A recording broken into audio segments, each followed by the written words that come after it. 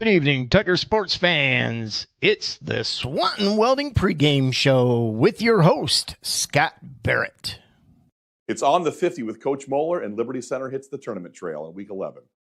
Welcome to another edition on the 50 with Coach Casey Moeller. And Coach Moeller, the regular season has concluded, and the mindset was 10-0 coming into it. I think there was lots of expectation. I think you've met goal number one. I know that you have goals corporately, and goal number one was win the league, and you were able to do that last week on the road against a OHSAA team really in transition. Maybe take 30 seconds and look back at your league season. Obviously, we can all be honest with ourselves. This league doesn't have the depth it used to have maybe when you played. I know it doesn't have the depth when I played. But you navigated the season. You got the wins you needed to get. I got to imagine you're pretty pleased being 10-0 and having your third league title in a row. Yeah, this was a goal that our seniors had set, that they wanted to win the league, and I thought we did a nice job of navigating through each game. We didn't really look ahead as a team, and just took it one game at a time, and we took care of business. And especially last Friday, we seemed to play really well. We got off to a fast start, and that was good to see, and hopefully that carries on into Week 11. You had some interesting performances from guys that were on the depth chart. You got a chance to flex your depth last week. Jackson Bartels had a heck of a week, and I think Tyler Roars showed you some things.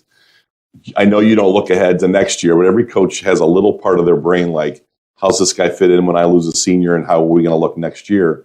And your defensive backfield, obviously with Cam Colley and Grady Miller both graduating, those are two huge pieces to your defense. They're outstanding corners.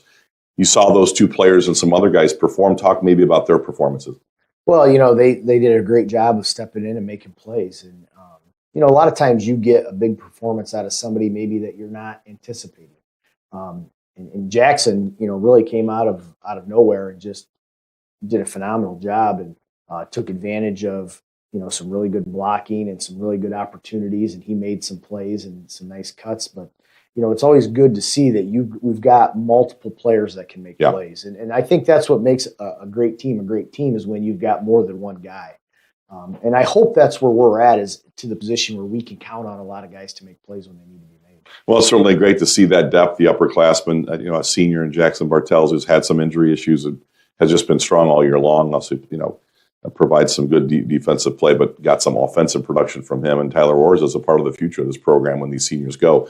I think you had 18 seniors. Is that correct? That's the number, is 18? I think so, yeah. I always want to say 19 for some reason, but you just had so many good senior classes recently. Three league championships in a row. Talk about each of these senior groups, maybe not specifically to the last three, but the investment and what you're getting, the return from your senior classes have been phenomenal. Well, I talked to seniors last night, during our senior hit night, and talked about, they can't accomplish what they want to accomplish without our underclassmen. And what the underclassmen then do the following year is kind of their legacy.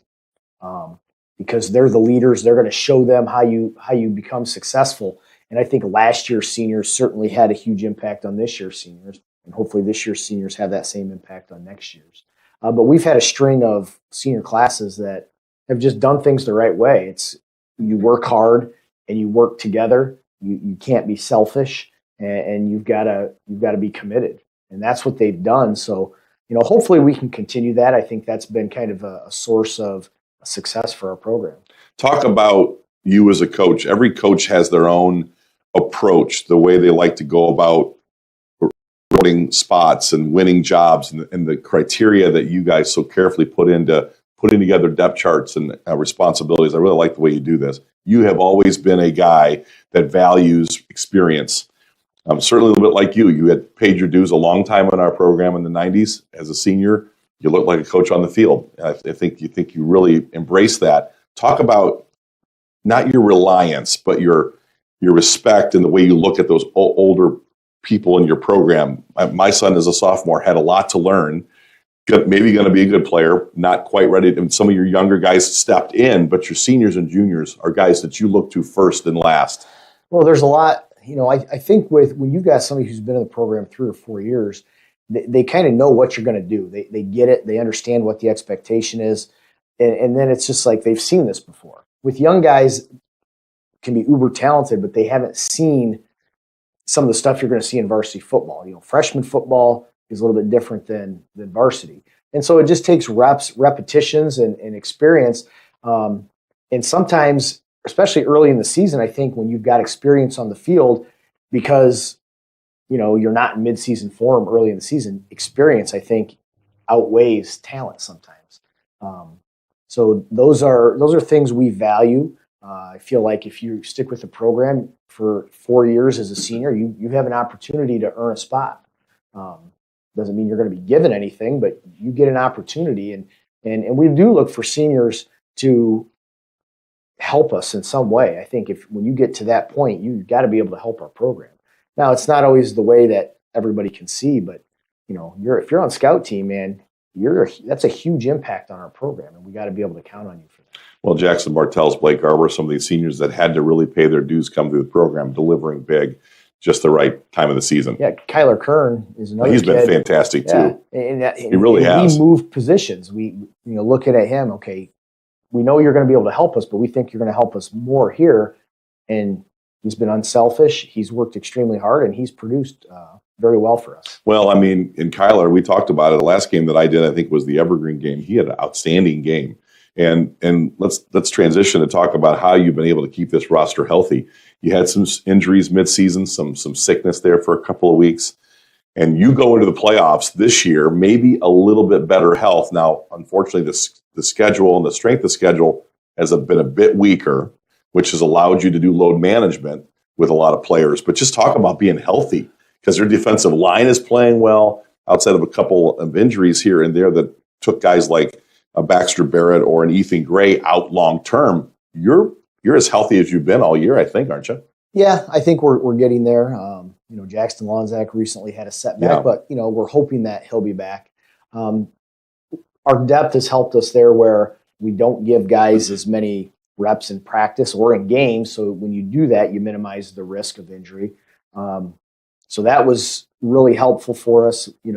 I think if you're a program that doesn't have a lot of depth, and those kids are playing every snap, you're crossing your fingers a lot.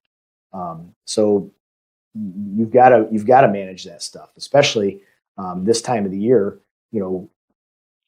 We feel like you shouldn't have to be pounding each other in practice at this point in the season, right? Because of you've been doing it for months. You should have that in you by now.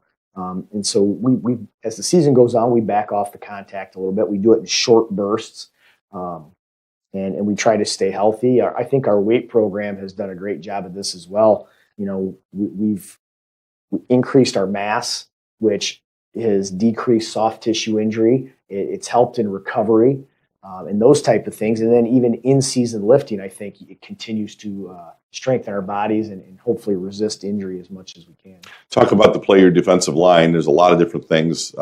This team has done well this year. Special teams has been exceptional, especially on the coverage teams. But I really feel like when they're fully healthy, Nick Miller and Todd Spangler and Brad Howe and the defensive line group, specifically that room, they've been outstanding. They're not explosive players like a Landon Bachelman or a Seth Navarre that could do things one-on-one, but they have just been consistently pocket pushers, two-gap players, and dominant at the line of scrimmage. Yeah, they've done a great job, and we thought that was going to be a strength of ours, not necessarily because we had a Landon Bachelman type of athlete, but because of the depth we had. And we can go big and strong with Hunter Spangler, Brady Gieske, Xander Zeiter, where we got some big, thick guys. Cifuentes, Cifuentes, and then we can go a little bit smaller. Right. Kyler Kern's a little bit smaller. Deegan Schwager is a little bit more of a quick guy, so we can do some of those things. And then their skill set, we've adapted what we do defensively a little bit. We're the last couple of years we're only going to rush 3 and we're going to drop 8, and we could still get pressure. This year, but we're probably blitzing our linebackers a little bit more because we're not as athletic at that defensive line, but we're pretty thick and stout in the middle. So if we can get pressure off the edges and make a guy step up, we're going to win a lot of those battles. So the defensive line is really where everything starts for us. If your defensive line isn't very good and you have great linebackers, those linebackers are going to be making plays 5 and 6 yards down the field. You and Matt Bryan are almost one guy. I mean, I think you were a very good defensive coordinator for a long time. Matt Bryan was an understudy position coach, and kind of when you got elevated to head coach, he became your DC. But you can see your fingerprints all over this defense. I'm sure you and him are continuously tweaking and personnelling and scheming all the time. But talk about, I think people love the scoreboard and they see the touchdowns. When we kind of get lost in the offensive part of the game when, in fact, I think this team really signature has been defense and special teams. And I think that plays right into where you enjoyed that side of the game for so many years. Yeah. And, we've put up some good offensive numbers this year in the last couple of years, but really it stems from special teams and defense giving us short fields. Right. So in a big game, it's probably going to be more low scoring. We're going to play field position. We're going to make teams drive the field and try to play good defense and then just capitalize when we can on offense. Well, opening week, you've got Utica, a team in Central Ohio. I guess it's just east of Mansfield. I think Mark Bly was kind of teaching me some geography about exactly where Utica was. Utica Redskins, that's hate speech. So we're the Utica Indians. We can't say the Redskins on TV. You're an old Redskin fan, watching Redskins, coach. A 4-6 team that has a dangerous weapon in the quarterback. And you, throughout your life as a coordinator and as a player, you know how devastating an outstanding athlete at quarterback can be. They're game wreckers. They wreck defenses if you don't play them right. Utica's got one of those kind of quarterbacks and playmakers. Talk about Utica's offense. Well, they're going to spread you out, and their quarterback is going to make him go. He's a big, strong kid, 205 pounds, about 6 foot. Physically kind of reminds you of the Ramey kid from PH a few years ago. Runs hard, athletic, throws the ball well. And then when they spread you out, they'll do some RPOs where it looks like he's running, and all of a sudden he'll dump the ball downfield. So you've got to be really disciplined defensively and make sure you're not too aggressive because they'll take advantage of that. They have decent size, nothing off the charts or anything like that. And they've got good playmakers. Again, I don't think they have any D1 guys out there, but seems like there's plenty of those guys down the road in Division 8. Division 5. But yeah, they're good enough that if we don't do our job, they're going to hurt us and make plays. So we've got to be really disciplined defensively, and we just got to do what we've been doing all year and not try to do too much. So in a game like this, going into a game like this where you have an unknown team, you talked about it before we went on air about when you're watching film, you think you see something, but you don't really have a full appreciation of the schedule strength, the kind of guys they're playing against. So when there's a lot of unknowns, do you just go back to your side of the football and tighten things? I mean, instead of planning for them, you probably go back and tighten things up for you. Yeah, what you want to do. When you get to this point in the season, too, we talk about, we've played enough football. We're probably not going to see anything we haven't seen. Every team does things a little bit different, but schematically, you're an even front or you're an odd front. You blitz a lot, you don't blitz, whatever. Offensively, you're spread, and every play is different, but you're 2-by-2, you're 3-by-1, you go empty, 2 backs in the backfield. So we're kind of ready for all that. Now there's the minutia in there that you've got to be prepared for as well. But we talk about prepare as if you're playing the best team in Ohio. If you prepare at a high standard, then it doesn't matter who you play. But you can't go in thinking, we're preparing to beat Utica, because that isn't going to help us down the road either. We're preparing to beat the best teams in Ohio. Whether we can do that or not, we'll hopefully find out. So let's kind of get honest and frank about, we've talked about strengths and you're 10-0 and 3 league titles and win streaks, and it's been a lot of good. But sometimes I can read on your face in a game, these penalties have just been a problem. They're a chronic problem for this football team. Turnovers can be a chronic problem for this football team. Certainly against Patrick Henry, that was uncomfortable. And we don't like to come in here and criticize people and criticize coaches. We're not going to do that. But at the end of the day, you've had to be frustrated. This team has had their challenges with bad penalties, costing you. You are a field position, get my offense on time kind of guy. When you get out of kilter there's lots of internal frustration for you. This team's got to be better with turnovers and penalties. Yeah, those are things you constantly work at, and you try to put yourself in uncomfortable positions in practice so you can kind of overcome those. And the bottom line is, it doesn't matter. You're not going to yell at the officials and get them to change their mind and things like that. So you just continue. Although you're not a bad lobbyer. You're not a bad lobbyer at times.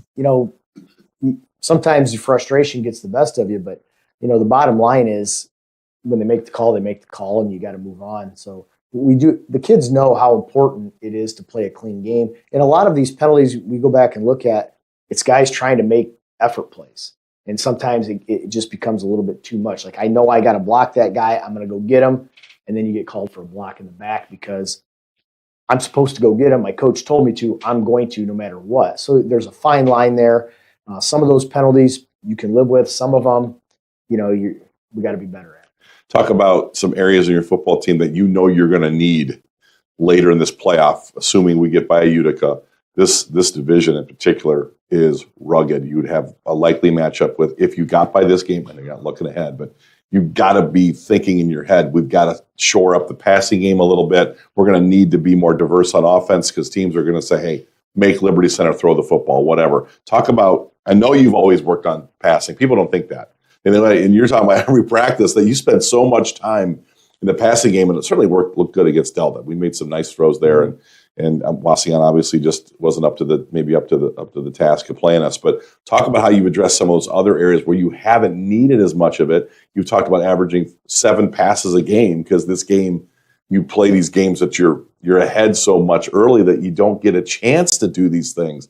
Maybe address some of the areas that you know you're going to need and how you're getting that done. Well, I think the passing game is one of them. We're not a passing team, but at the same time, we're going to need to pass the ball at some time. So, we look for maybe matchups that are good or, concepts that we like versus certain coverages and things like that. And we try to attack those.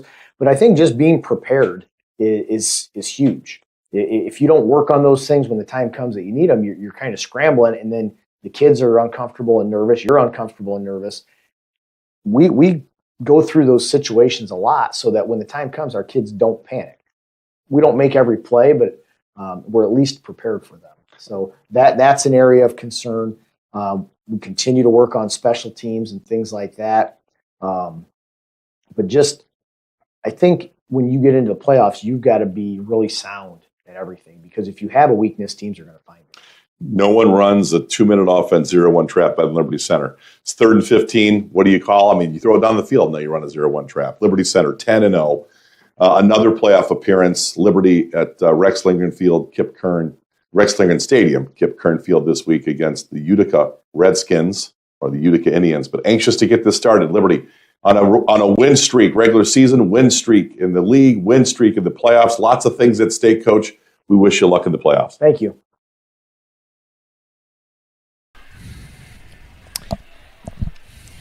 All right, we're back here from Rexlinger Stadium, Kip Kern Field. It's game night. And, guys, we've got some interesting things that's happened this year. Our crew, Jiggs, Scott Barrett, and Spike are going to go through and talk about season review and what's coming up, guys. That was a great season, Spike and Jiggs. This season, Liberty Center 10-0.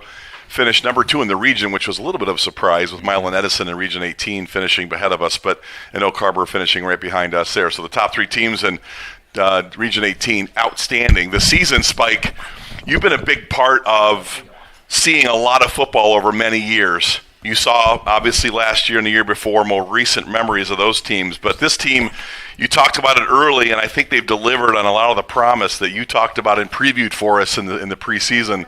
One thing you talked about, this team doesn't have the same identity, but yet the results the results were very similar. 10-0, number 2 in the region. This defense gave up only 36 points all season long, Jiggs. That was as good of a defensive effort as any Liberty Center team in history. But, Spike, as you looked at the season and you look back, and I know you spent a ton of time prepping for this game, what were your thoughts of the 2024 season as you look down game by game? Well, I'll just reiterate a little what you shared.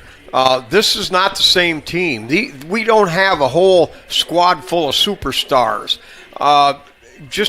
It is an entire team effort. There is no one guy that stands out. Maybe a Waylon Rentz, offensively and defensively, leading the team in tackles, for example, averaging 11.5 yards a rush.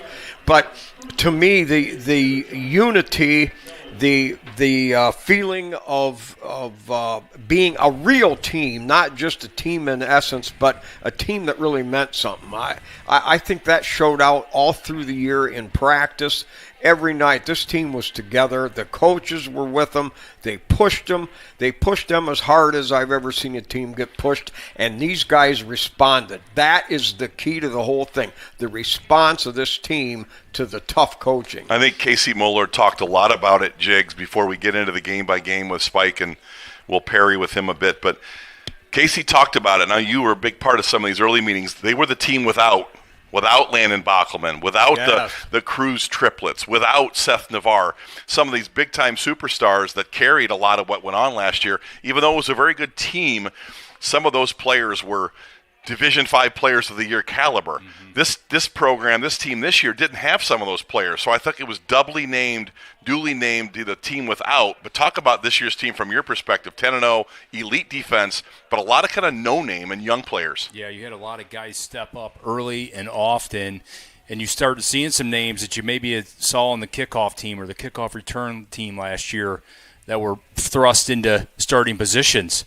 And I thought they did really well. And you look at across the board at every single position, you don't just have the starter, but you got the guy behind him that's not much of a fall off, and you got even the guy behind him that's not much of a fall off. So I think depth is something we talked about all year with this team. They show it each and every single week. We saw it last week. Jackson Bartels stepping up in a big way offensively and defensively. Tyler Roars defensively and offensively when he was thrust into a position at a safety. So I think these guys just continue to step up. And it's a sophomore and junior class that may have not gotten chances to show yet, but when they do, they're ready because they're tested in practice. They're tested at the JV level, and they're ready to go when they come to first level. I think because of that depth, Jigs, Liberty Center in good position to make a deep playoff run. We're as healthy as we've been all season long, which is a really good sign heading into the playoffs. But before we get to Utica, Spike, I really wanted to kind of encapsulate the season a little bit. There was some big games early. There was some games that we were disappointed in, some traditional programs that just didn't give us a lot of resistance. We talked about this a little bit. The strength of schedule, Utica's got a significant advantage coming to this game because their conference is far more rigorous than what this conference has been this year, the NWAL. I think the strength of schedule for them is 39, and we sit somewhere in that 57 to 60. So talk about the season, Spike, some of those early games and early challenges to build this team to get to a 10-0 start. Okay, obviously the no-name concept really played into the team, I'm sure, whether they admitted it or not, and all of the Liberty Center community and the entire nation of fans. And so every time you start a season, you come in there like, whoa, dog, what's happening now? So first game, Tenora Rams. This is how it went. Liberty Center scored on the first 5 drives, and they averaged field position on those 5 drives at their own 35-yard line. That was grind them up, spit them out, in your face, smash mouth football. And boy, everything looked great. There were big plays. Now, first downs were close. LC 12, Tenora had 10. But Liberty Center broke big plays right and left and just totally dominated. It was Liberty had, about 440 yards of offense, and Tenora had about 120. So it definitely, we owned them. It was there. Rents had a 62-yard run. Gary Cruz had a 50-yard run. Wanazak, a 55-yard touchdown pass, excuse me. Yep. So, it was just big plays. Yep. And the tackling was your son, Barrett, had 6 that game, but Colley 5, and then there was about 8 guys, Garber, Zeiter, Sonnenberg, Rentz, Miller, Walker, Brogan, Spangler, 4 tackles apiece. And that typified the whole season. That output right there, spread out. There was not one guy manning the defense. Well, one of the things I noticed about the Tenora game, and Jake's tell me if I'm wrong, but our special teams, and to Spike's point, our special teams were phenomenal. We knew we had good special teams the year before, but it seemed like Brian Hefflinger had the coverage teams, the extra point teams. All those teams really shined that night, even though Liberty's defense really previewed their dominance in that game, Spike. You just gave us a 4-to-1 kind of yards ratio, Liberty over Tenora, but I really felt a lot of young players stepped up. A lot of depth showed its way, and I think our special teams were outstanding that night. It was pinning them deep on the kickoff. Yes. 3 and out, get the ball at the 50-yard line, 1-2 plays, Liberty Center touchdown. That's how the whole first half went. Yeah, certainly Casey talked about that in our interview today, is how important special teams has been on field position, flipping, pinning them deep, and then letting our coverage team just dominate. And I think that was the story for me, although our offense was flawless that night. Our special teams and a lot of young players, a lot of depth really showed the way, Spike. Oh, true, and that continued to manifest itself the whole season. In fact, let me comment before I happen to forget this, but Coach Ryan Miller addressed the team and said, there are no backups on this team. You all are out there, and when we call on you, we expect you to play winning football. We expect you to execute. We expect you to hit hard. We expect you to play at the highest level. There are no backups. When we think you're the best player for the job, you're in there, no questions asked. So Liberty basically takes care of business against a traditional tough game one, and then we get to a tremendous opportunity in game two. Talk about Napoleon was dubbed by some people as possibly the toughest game on our schedule. And for in a matter of a fact, it kind of looked that way. Coming off a big win off Defiance, right? Sure. Defiance. Yeah. Momentum. Napoleon hit an 85-yard touchdown pass, caught us off balance, you might say, and all of a sudden, they lead at halftime 7-6. Our only missed extra point all year in that Napoleon game. The only one that didn't connect out of 58 attempts. Wait, that's Ian Rosebrook. Yeah, 57 out of 58. So we trail going into the half, and nobody could figure out what is going on here. We had a few key penalties that brought back yardage. We had an interception in that game, and it just was not we ended up outgaining them 335 to 155. We ended up running. We had 20 first downs to their 4. Wow. But we struggled, and it was just we had to punt 3 times in the first half. We haven't punted, 10 times all year. Yeah. But we struggled, and all this fluid offense was early on. We only had one true scrimmage. Right. And then a scrimmage that didn't turn out to be worth anything because of the opponents. And so we had one game under our belt and one scrimmage with Defiance, and it showed through the younger team a lot of mistakes and a lot of lacking execution. Well, I think, and you're right, Spike, that a lot of takeaways from that Napoleon game. Yeah. Certainly there are 2 teams on this schedule that circle Liberty Center that really wanted to put it to us. Napoleon was one of them. And when you get the River Rock win, that builds a lot of momentum. You play that game on a Thursday, and you got all week to gear up for Liberty Center, which they came in ready to play. That first half, I really felt like physically Napoleon was able to stand toe-to-toe. But the things that have bugged Liberty all year have been penalties and turnovers. Yep. Either one of the two or both. And that night in the first half, a pretty sloppy first half for Casey Moeller and Liberty Center. Obviously went to halftime, as Spike outlined, and came out and looked completely different. Yep. But that first half was sluggish. I think Spike was right. They took us by surprise, but we eventually wore them down and dominated them in the second half. Yeah, I think it was a good early test. Obviously, we have not had a lot of tests this year, but I think that's a game that you're going to see in the playoffs, right, where it's going to be a very tight first half, or maybe be down at the first half, and it's going to be how you're going to come out in the second half and respond to what happened, or what adjustments are you going to make in the first half. And I think the coaching staff obviously got the attention of those players at halftime, and they came out a completely different team, playing clean ball, ran the football, physicality. Waylon Rentz had that big stiff arm on Rubenstein, and I think it just kind of started snowballing downhill from there. Certainly Trey Rubenstein got locked down. Yeah, he did. Kickoffs that was maybe by Grady Miller, and defensive gem of the season. Early season. Well, maybe the entire season. Maybe. They took a Division I football player, 3 catches for 26 yards, erased him. Yes. And Cam and Grady they haven't been great, Spike. They have been phenomenal. Yes. Anybody want to throw the ball against those 2 seniors? Yeah. They've been locked down. I think that was my big takeaway, as our defensive backfield really came of age in the second half. Yep. The one blown coverage, And then all of a sudden it tightened up in the second half. Week three, though, as we got rolling, Liberty started to put together some W's then. Yeah, Otsego.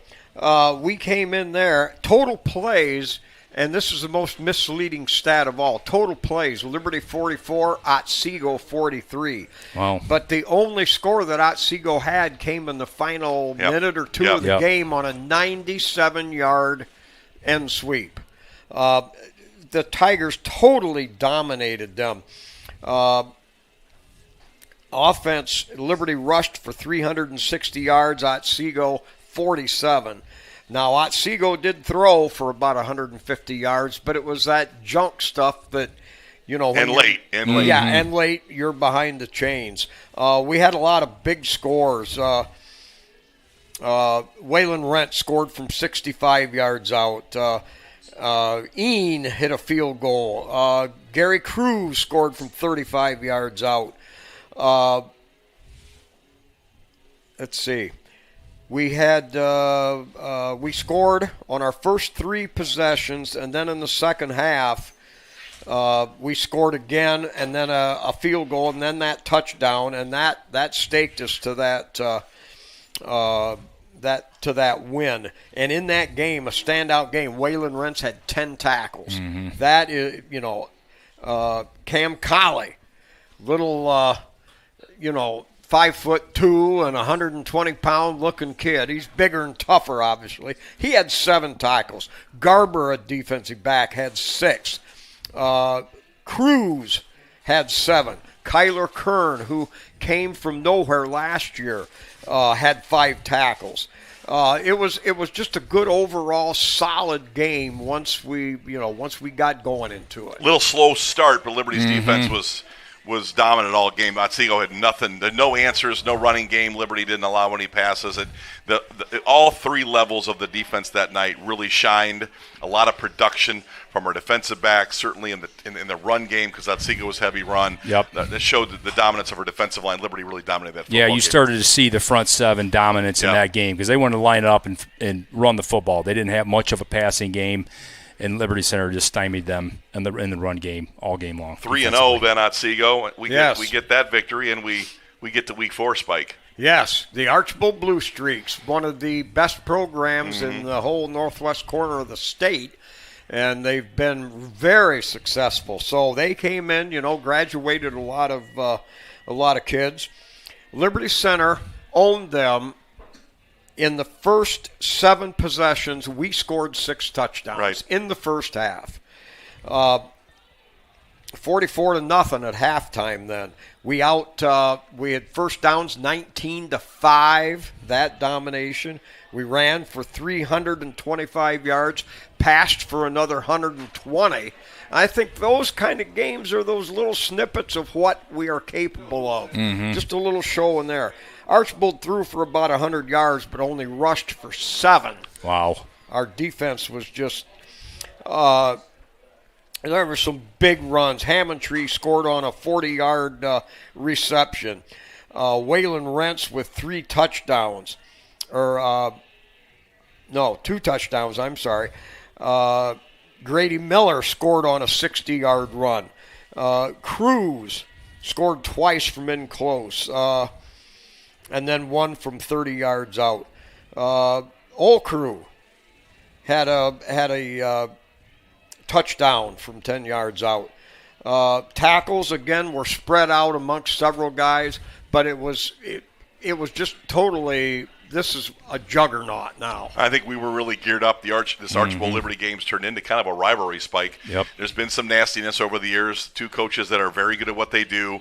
But this one, I thought you saw the offensive line just get out and dominate. From Clayton Seal at center, your guards were dynamic. Stephen Brogan was phenomenal.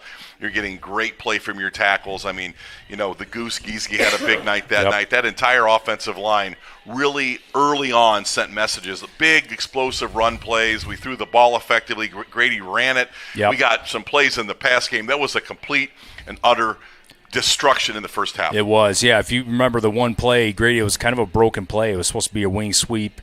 Grady didn't hand it off, kind of fumbled the ball, picked it up, and ran untouched for 60 yards. That was kind of it gives you a vision of the holes that were made by the offensive line. There were big holes all night, 5, 10, 15, 20 yards before contact, and running backs were running free. Yeah, Hunter Spangler was dominant that night. Liberty's just got great effort from the offensive, defensive lines, and a young Archbold quarterback stood no chance against Liberty that night.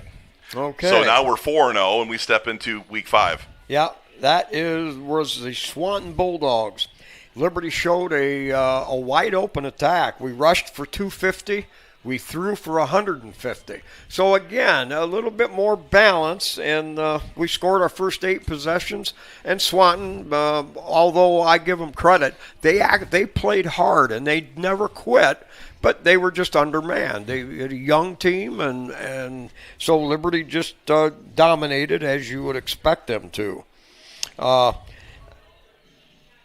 Cam Colley had a 90-yard kickoff return in that game. Garrison Cruz had a 72-yard touchdown pass caught. And there were others, many that stood out in big plays. So. Brian, I missed that game, but this is not the Swanton that we grew up with, Spike, Oh, no. of the 70s, 80s, and 90s that were straight-up brawlers and teams that won league championships, and Dave Hansbarger and Coach Bob Fisher. This is not that. This is a Swanton program trying to figure things out, new coaching staff. I think they went 0-10 this season. Yep. I was not at the game, got a chance to watch it. Not a lot to talk about other than the fact tons of reps and a pretty easy victory. Yeah, and what you want to do, and we've talked about this before, is as a dominant team, when you're supposed to dominate a team that's not as good as you want to dominate them. And you want to give them no hope, and you want to give them, no offense, and that's exactly what Liberty Center did. So an easy victory over Swanton, Spike, to get to week 6. Well, then we took on the Bryan Golden Bears, and it was just more of the same. Yeah. We rushed for 325, passed for 70 for about 400 yards. Bryan managed to rush for 50 yards, -5 in the passing category. Now, that tells you a lot about your defensive backfield. It talks about your pass rush, the entire package. Bryan was never in the game. Actual plays, we had ran 37, they ran 38. So it tells in 37 plays, we racked up a bunch. And tackles, Waylon Rentz led with 9. Xander Zeider had 7. Gary Cruz had 6. Brogan had 5. It's just a total team, and then when you go down from there, there's a bunch of guys with 4 and a bunch of guys with 3. It just all builds on each other, and Bryan just didn't have the guns to put up a battle. Yeah, the problem is, go ahead. One play that stood out there, Jackson Bartels with the interception return for a touchdown early in that game kind of set the tone, and things got going from there. Before we get to the next week, Spike, just say the Liberty Center playing Wauseon, Swanton, and Bryan. At one point, I think each of those teams were 0-6. I'm not sure that I've ever seen anything like that. And this Bryan team's also rebuilding. They've got a nice 8th grade class, so there's the future there. But that was a bad weather night, and Liberty did exactly as you said. They put it to them, and again, the defense was dominant. This is part of what our strength of schedule, though, it lacks. Some of those teams that you anticipate would be better just have not been. The Wauseons, the Bryans, the Swantons, and it kind of cost you a little bit in that RPI. But regardless, a win's a win on the road, and Liberty dominated. Yes, absolutely. All right, now we move on to week 7, the first Friday in October. And our opponents are beloved Patrick Henry Patriots. Patriots came in undefeated, as did Liberty, both 6-0. One loss, right? Then they got beat by Columbus Grove. Oh, no, with I 5 take big that turnovers. back. That's right. Yeah. They were undefeated in the 5 league. turnovers but they and only did lost get that game beat. 27-15. Right, and that maybe Tipped you could have off a little bit. changed that. In that game, Liberty Center came right out and did not execute. Second play of the game, we threw an interception. We never got any momentum going in the first half at all. Patrick Henry's defense plays our rushing game as good as anybody in the state. 100%. I mean, the Cold Waters and everybody we've played, they stop our run as well as anybody. So it was a challenge for the Tigers. We started out with a punt, the interception, 2 more punts. Finally, toward the end of the first half, we had a 51-yard drive that culminated in a touchdown. Now, at the other hand, we gave them short field on that interception, 19 yards. It took them 7 plays to get into the end zone. Then on 4th and goal on the 3, they fumbled into the end zone. They recovered it for the touchdown. We had them stopped at the line of scrimmage, but they recovered a fumble, and they took the lead. So they 7-7 at halftime. And then in the third quarter, Patrick Henry moved the ball. One sustained drive that we've given up all year. One sustained drive was here. Patrick Henry scored on an 18-yard touchdown pass, had a failed 2-point conversion. A penalty gave him another shot, and they executed the 2-point conversion, took a 15-14 lead at that time. Liberty had scored earlier in the third, and that part looked like it was fixed. But now Liberty was in trouble. They went ahead with 5.5 minutes, 6 minutes to go in the game. We got the drive. We had, let me get this right here. Cam Colley took the kickoff from the 10, returned it to the 40. You get out to the 40-yard line, that's pretty meaningful. That's a good return. We got it out to the 40. What happens? First play, we've got a procedure call. Now it's 1st and 15 from our 35. But then the beauty of the Liberty Center Tiger running offense that's been there for 110 years came to the forefront. We ground this out. Rents went for 7. Rents went for 5. And Grady Miller scrambled for 3 yards and a first down. Then it was Moeller for 6. Rents for 3. Rents for 2. And he converted another first down on a short gain. Do you see where I'm coming here? These short, pounding, grinding gains. Then after the first down, it was Rents for 2. Moeller for 7.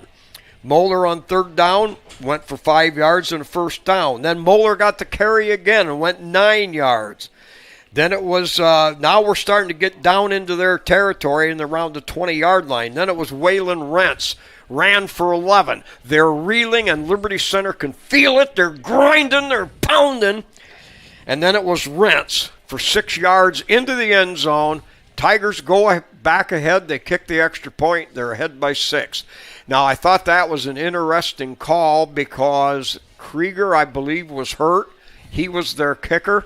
And rather than, we led by 5 on the touchdown, but rather than go for 2 and not make it, get beat on a touchdown, if they can't convert, they're not going to kick. They're going to have to go for 2.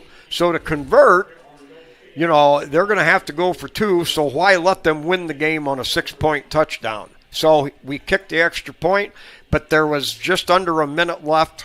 They got to midfield on 2 pass completions, but then Wouldn't Cam Colley seal the deal on an interception? Yes, he did. Cam Colley intercepted it, at about our 40. Those takeaways, that was as good of a game summary as we've gotten all season. That's fantastic. The key thing for us there, penalties and turnovers. Yeah. I think the Patrick Henry game is going to be that week 3, week 4 preview, that whole entire Oak Harbor we're going to see if we get through the first 2 weeks. Yep. They're going to put a lot of pressure on us. And I think Bill Inseman, to Spike's point, defends us.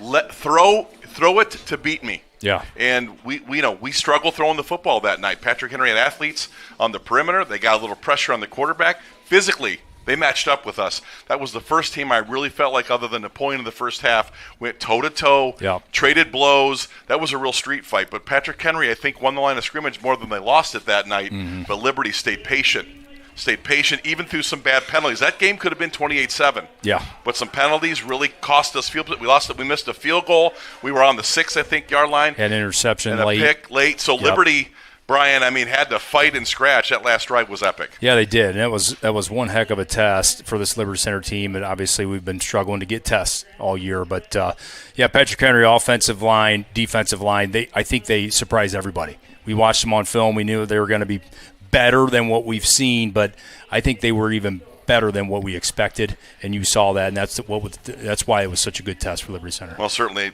Now, let me just add, first downs, I think we were the better team. I think they just played us as good as they could have. But we had them 18-10 in first downs. We were penalized 9 times for 90 yards. Now, the rushing, 290 for Liberty, 85 for PH. Passing, we only had 12 yards passing. That hurt. But Patrick Henry only had 80. So we doubled them, 300 to 160 in total yardage. PH took advantage of turnovers, our bad penalties, and stayed in games and made big plays. Yep. We were more sustained. So, again, Yeah. big win. Got Liberty Center to, the next week against a good Evergreen team. Okay, Evergreen, that 8th week on the 11th of October. First downs, we controlled that 18-8. Rushing, 365 against their 50. We passed for 54. They passed for 60. So we dominated there, but 420 to 110 in yardage. And we only had 3 penalties that week. Much better. It was much better second half of the year. Total plays, we ran 42. They ran 47, even though a 4-to-1 ratio in yardage. So that just never means anything. Tigers started out with a fumble, lost the ball. Then we threw an interception, and hey, Evergreen's feeling good. They think they can play, and they never quit. They played us harder than any team in the league, I think, except obviously PH. But then Liberty got it going. They got it fixed, scored 5 touchdowns in a row. And they started at their own 30-yard line. Those 5 touchdowns, the average start was on their own 30. So these were earned touchdowns. Let's see. Waylon Rentz scored an 80-yard touchdown. Blake Garber, 40-yard receiving touchdown. Some of the tacklers here. Mason Smith, who has really came up on the totem pole defensively. He led the team with 7 tackles, along with Kyler Kearns, 7 tackles. T. Lay, another guy that has really brought his stock in. Him and Rentz, Steve Brogan, and Cam Colley. They all had 6. So, again, a good spread out, but new faces in there as we see teams adding on. Well, quickly, Evergreen presented some challenges early. They ran a lot of plays to Spike's, to Spike's review recap there. Bottom line, Liberty Center just put the line of scrimmage away early and could do what they wanted to do, especially in the second half. Yeah, they did, and they had a decent quarterback that gave them a few problems, and it was good to see. But yeah, ultimately, Liberty Center. If you want to benchmark against Utica, it could be Evergreen tonight. That's right. What you saw against Evergreen, you'll see against Utica. Yep. Okay, week 9 and 10. Give us a couple of wrap-ups here because we're running short on time, Spike. Right. We had Delta. We doubled them in yardage, 330 to 150, 14-8 in first down. So it was a little bit closer, but we started out with an interception right off the bat in the game, and then we scored on 5 straight possessions, touchdowns, and that pretty much was the game. The only takeaway for me was they hit us for a big trap up the middle, and Matt Bryan and that defensive line shut it down. There was nothing after that except late in a game. I think that shows you our staff and how they can really respond, react, and fix any problems right on the move. So, and then Wauseon, the last game of the season, that was just not Wauseon football. I would like to ask briefly before we have Mark's got a thing before we get in between the Utica preview. But, Spike, you've been watching football a long time, and I certainly have been watching, not as long as you, and certainly, Jigs, you've been in a lot of games. That Wauseon score and their effort really surprised me. You guys did that game, and what was your key takeaway from that, from a Wauseon perspective? Yeah, I mean, they graduated a lot last year, but, man, they just look smaller. They didn't have a big offensive-defensive line. Athletically, they had a couple players, but really surprised. I mean, that's probably the worst Wauseon team that I've seen in 20, 30 years. 10-0 Spike. Liberty Center gets their 2 seed in the Region 18, and they get a matchup tonight with Utica. Mark, I believe you've got a 1-minute special to finish up the season. They'll talk about our post-game award winners, and then we'll come back and talk about Utica. All right, we've as we said, we've got the big dogs, and we went back and we got some really cool looking shirts. Jigs, you want to grab one of those and hold it up in front of the camera here? Merchandise it, Jigs. Yeah, Put we that got on, that. Walk around with it. There you go. The big dog. Oh, look at that! Look shirt. at that, man, and the boys will get those.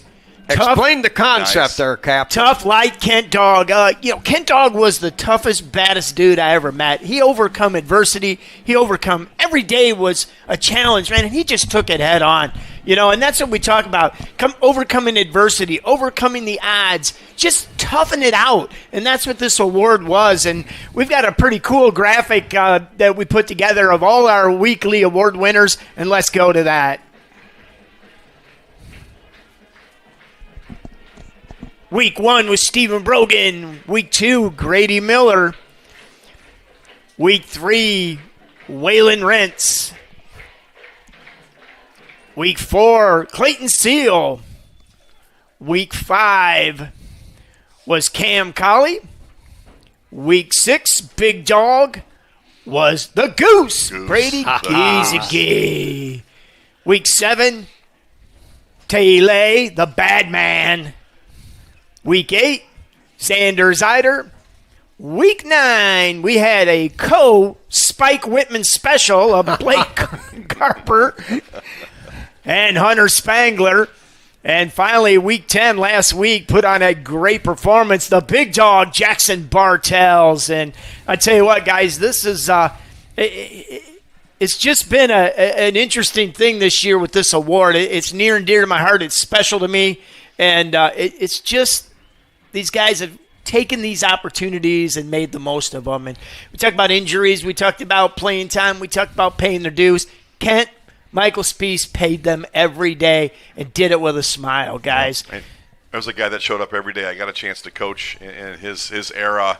He was there every day, Spike. Yeah. Encouraging teams. The nice thing about how he did that for us, when we were down and out, lost a game, which was rare back then. We were winning a lot of games. You looked at him and said, man, this guy's winning every day. He's winning every day, and I think that was a big part of our culture right there was Kent Spiess winning. It just fits with the entire 110-year Liberty Center aura. Here we are, Kip Kern Field, Rex Lindgren Stadium, and this is where it's at. This is the black hole. This is the pit. And Kent Michael Spiess was a huge part of that. Well, before we get to the Utica preview, we want to turn to the field and get in both the alma mater and the national.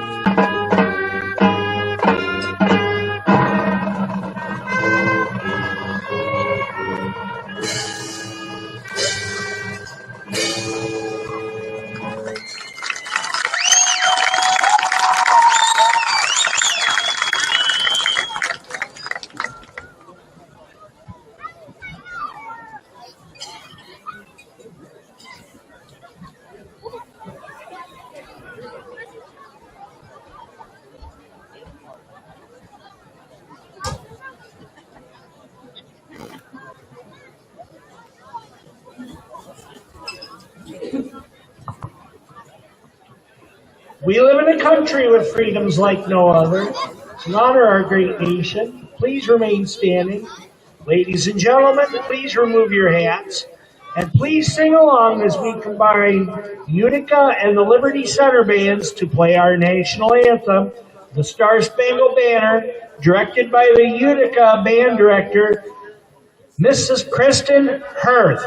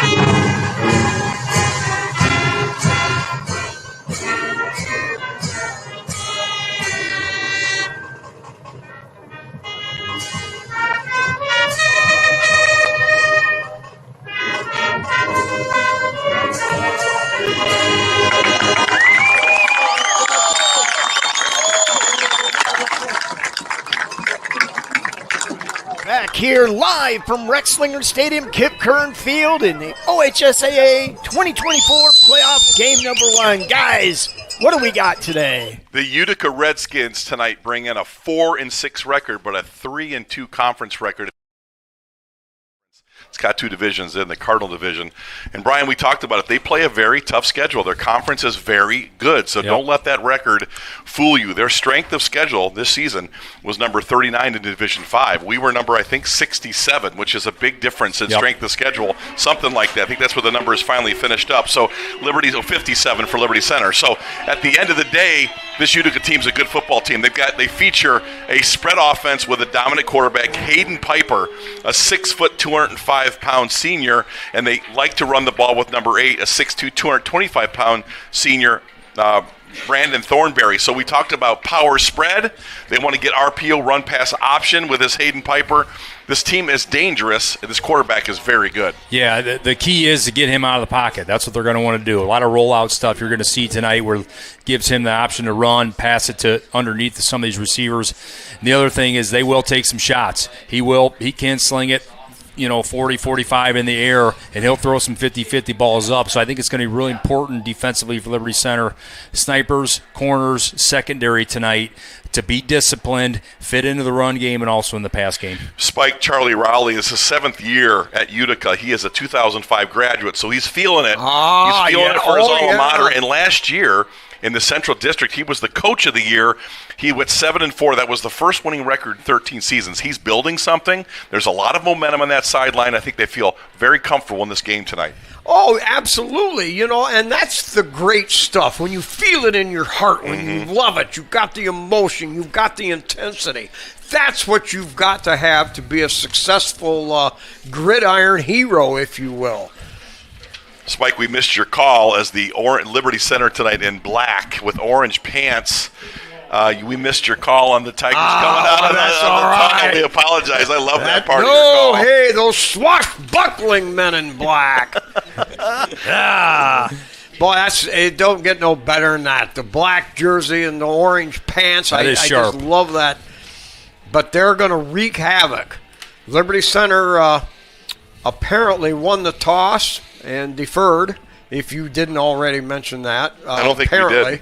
So that's what Liberty likes to do. They like to start with their defense. Defensively, Liberty Center has given up 3 meaningful touchdowns this year. One of those was to Napoleon on an 85-yard breakaway pass bomb. Another one was a 19-yard field is all that PH had to cover. Here's the opening kickoff. That's going to come up short at the 20-yard line. Returned to the right and grabbed around and jockeyed and finally brought down up at the 35-yard line. A rare special teams, field position giveaway here. Ian Rosebrook with the kickoff. I don't know what's going on with Max Walker, if they've been doing more Ian Rosebrook, but that was a short, high kick. And certainly Utica starts out at Liberty's 35. That's a good field position for Utica. All right, so they come out of the pistol. Now he'll shift over to the right.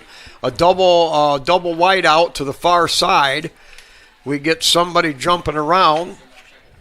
And, all right, long count. Drops back to throw. Here comes a pass rush from Cruz. Shoves him out of the pocket. Throws it away into the dirt.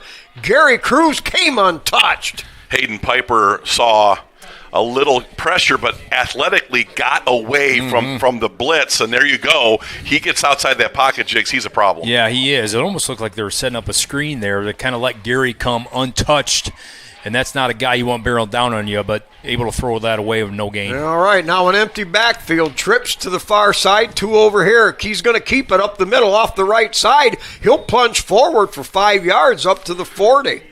You're going to see a lot of quarterback run tonight. This is their number one player, both, in terms of whether they want to run inside, they want to run outside. He'll throw the ball. I mean, you're going to see a lot of Hayden Piper tonight, and he's outstanding. They do a little sugar huddle here where they're getting the signs from the sideline, and they're going to speed Liberty Center up a little bit. All right, same formation, double wide out there. Now they reset. Switch the wing this way. He'll roll out, lob it out there, caught it to 40. That's first down yardage. Finally brought down after getting into Liberty Center territory by Steve Brogan, one of the linebackers. Little motion, little rollout, little easy throw, and number 2, Gavin Tussey, gets big yardage on third down. Yeah, you're going to see that a lot. They're going to put the quarterback in motion, give him the rollout. He throws it pretty well on the run, where they'll run that motion out, back out of the backfield. They'll also screen out of that motion as well. So keep that. Liberty Center in practice this week defensively worked on everything we've seen so far. They've seen it. They practiced it. Now they have to convert it. Now, throw on a down and out, and a great move by Cam Colley. Got around there. If that ball would have been catchable, it would have been interceptable, too. Well, Hayden Piper needs to watch out for number 7, Cam Colley, who is a big play corner for Liberty Center. Those are risky to the outside, and Spike, you're right. He was about a half step away from a pick 6. Yes. Cam Colley, just a tough kid. He's a tackler and a pass defender. He packs a lot of punch in that body. Now throwing down, now a little pitch sweep, getting around the outside, hit slowed down. He breaks out of that, now fumbles. He threw it. And wow, I don't know what they're going to come out of there with this. A little little pitch, a little option, a quick throw.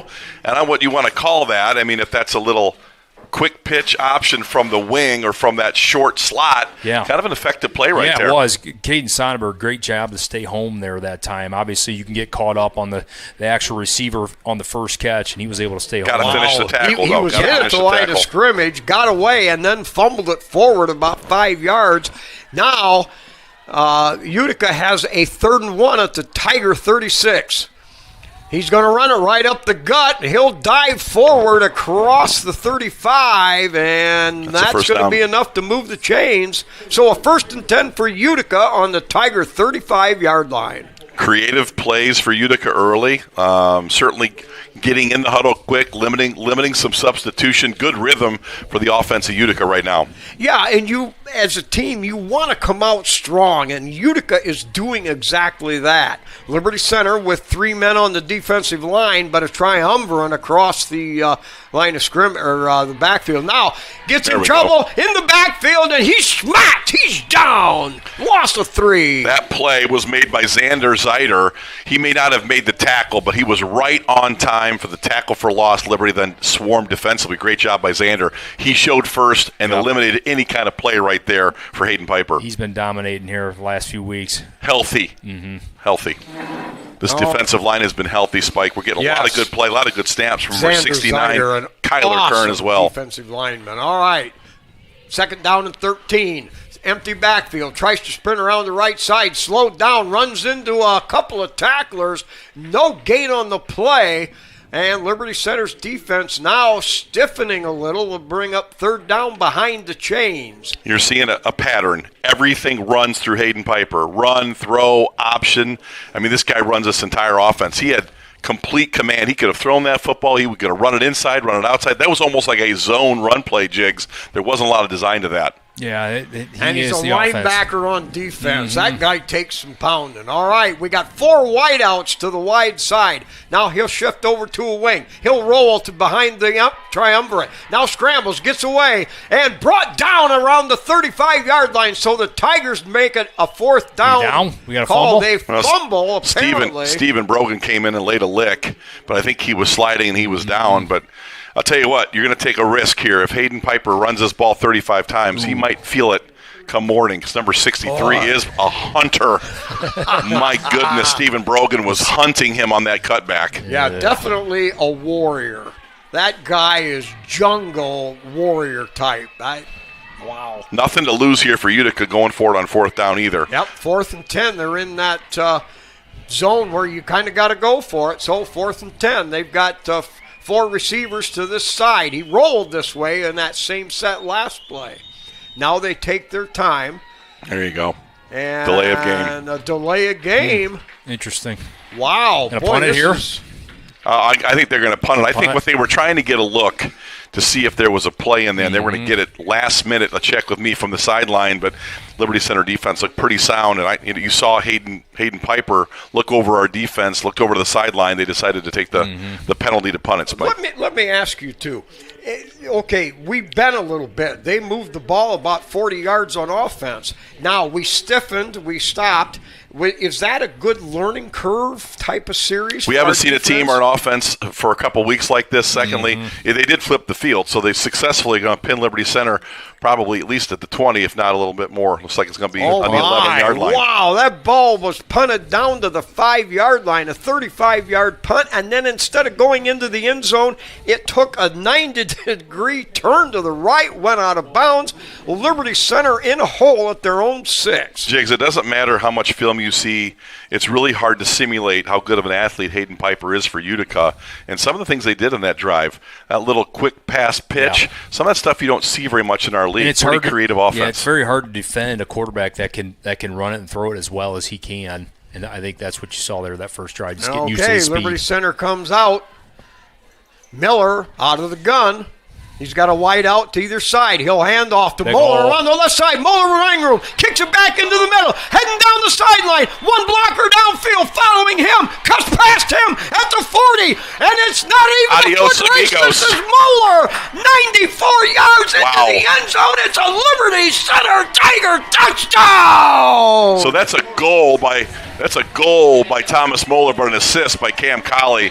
He stayed on that block 2 times. He stayed on that block for 50 yards. Spike Yes. Great job by a guy that's not known for speed and breakaway. He's kind of our inside. Read that cut and cut back, get yourself 8 yards. But that's the longest touchdown in Thomas Muller's career. Yes, it is. That's going to be near the longest touchdown in anybody's Liberty Center career.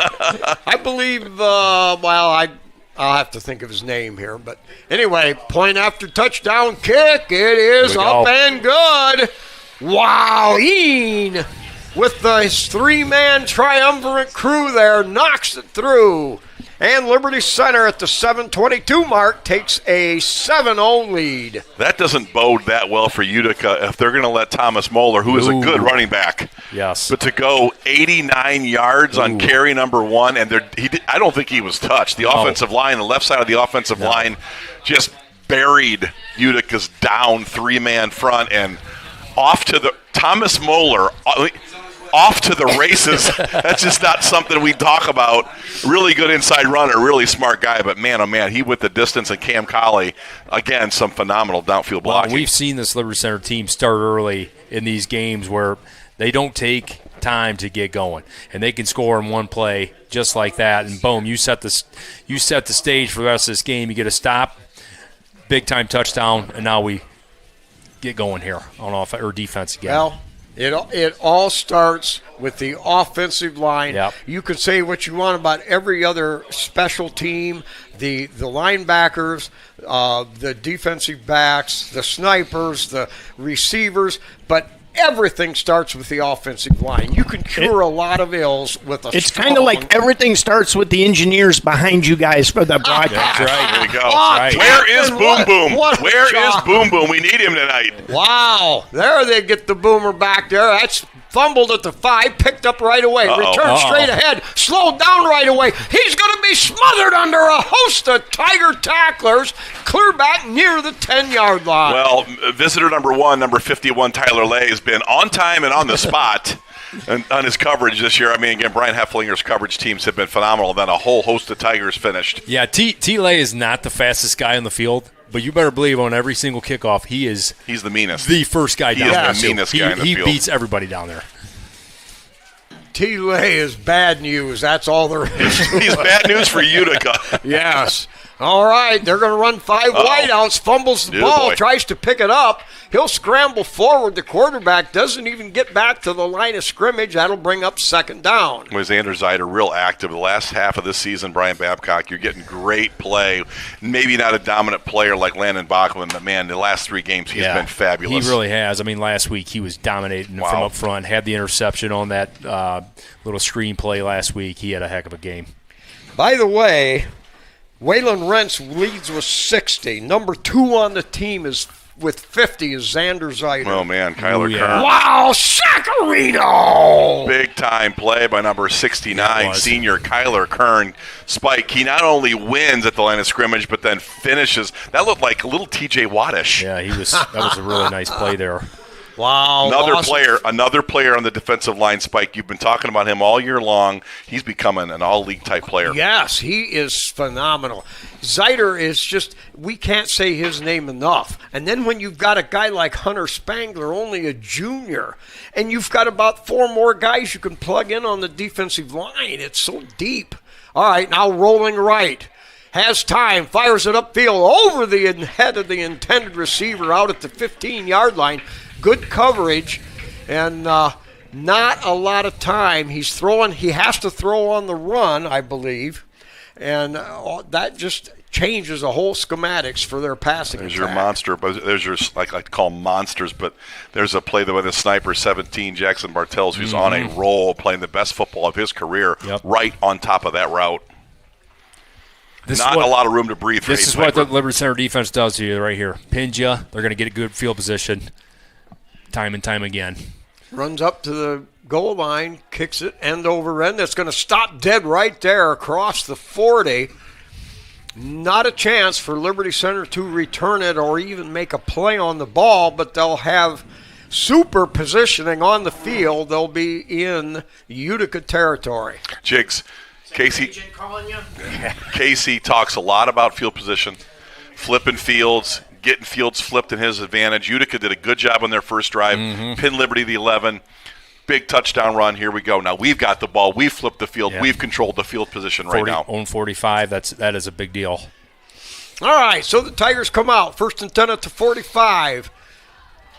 A wide out to this side with a double wing package. Now motion this way. They're going to run play action. Over the middle. Caught by Cruz. Cruz at the 30. Battles down. Straight arm a guy. Runs over the top. Battles down to the 20-yard line. He had Mason Smith about 25 yards and the flag football touchdown there.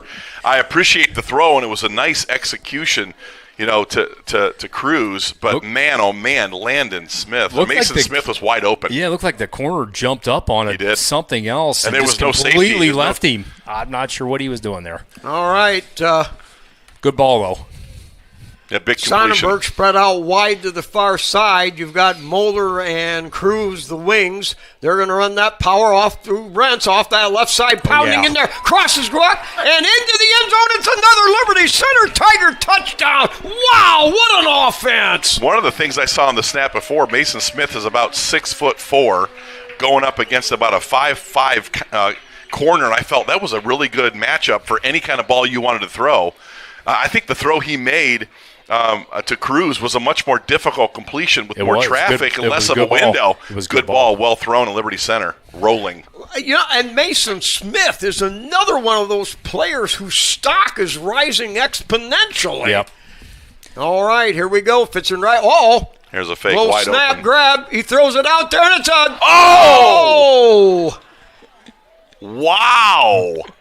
Now, I don't know if that was a bad snap, and it was a low. The snap was low. Oh, my goodness. goodness. When Kreinbrink had to take so much effort to dig it out of the dirt, he did what he had to do, and, unfortunately, we didn't convert. He had 2 wide open receivers, and we're not going to mention names, Tyler Wars, but we'll have that discussion in the postgame. He won't let that happen again. That's a guy that had one heck of a week last week.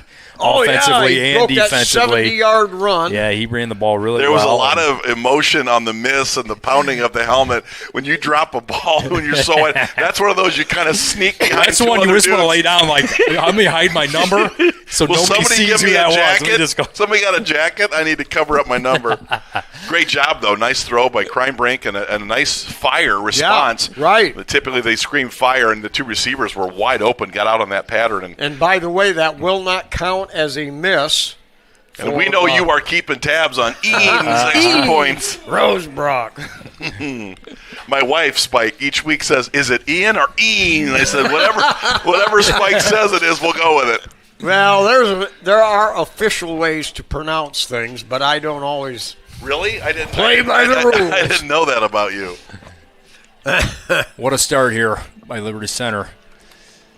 All right, 5:11 mark. Liberty Center up 13-0. Here's the kick. High. End over end. Comes down at the 7. Return up the right sideline. And nothing there. This kickoff team continues to amaze me. They fill every lane. Isaac Orth, lane integrity. Yep. And Brian Hefflinger talks so much about that. He watches film meticulously. He's grading them every 10 yards. A lot of accountability on special teams. Great job. And, you try to spot one tackler.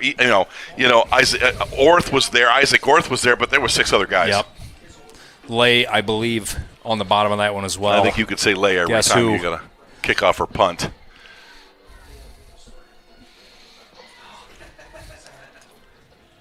Little direct snap to the quarterback, Hayden Piper. Gains 5 yards as Spike was incapacitated for a moment. Yeah.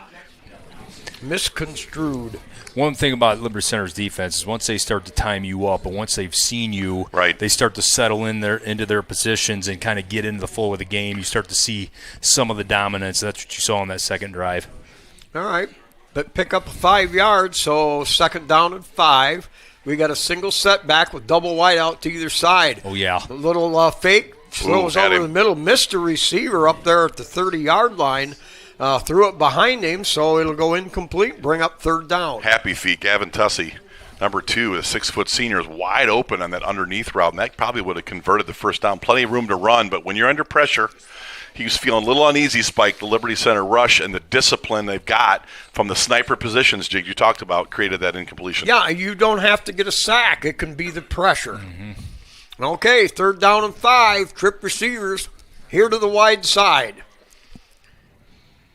Now they wait, they hesitate. Still 8 seconds on the play clock. Running the clock down. Now looks just to run it solo. And nothing doing there. Gets to the 24-yard line. No gain. In fact, a loss of a yard. That'll bring up 4th down. Yeah, Max Walker. I mean, at this point, you're watching Hayden Piper. He took a couple shots, I think, in that first drive, and now you're seeing him a bit more pensive, not as aggressive, not as confident throwing or running the football, Brian. This physicality, it'll sneak up on you, especially if you're a quarterback and you're asked to do everything. You start getting shots like that. They start to take their toll. I don't think it sneaks up on you. I think it just flat out hurts. Here's the punt. That's going to be a success, end over end, but caught right there by Cruz. Good coverage, hit right away. Liberty will take over at their own 48. Cam Colley is such a weapon as a defender. He turns a lot of interceptions into touchdowns. He's so good in the special teams game. I think he's a vastly underrated weapon for us offensively, Brian. And I know that Casey loves him catching that punt that hits the turf. That's another 15 yards lost. So really nice job by Cam Colley. Not only catching it, but he didn't fair catch it. He wanted to get a return on that with 2 guys in his face, which takes some courage. He was one good step away. All right, Tigers come out. I believe, let's see. Yeah, out of the gun. Rentz in motion. They're going to give it to Rentz around the left side. Running room now. Cuts it back across the middle of the grain. Breaks one tackle. Another great block. And another great block. He's going to go all the way into the end zone. 53 yards. This is incredible running. It is even better than that blocking.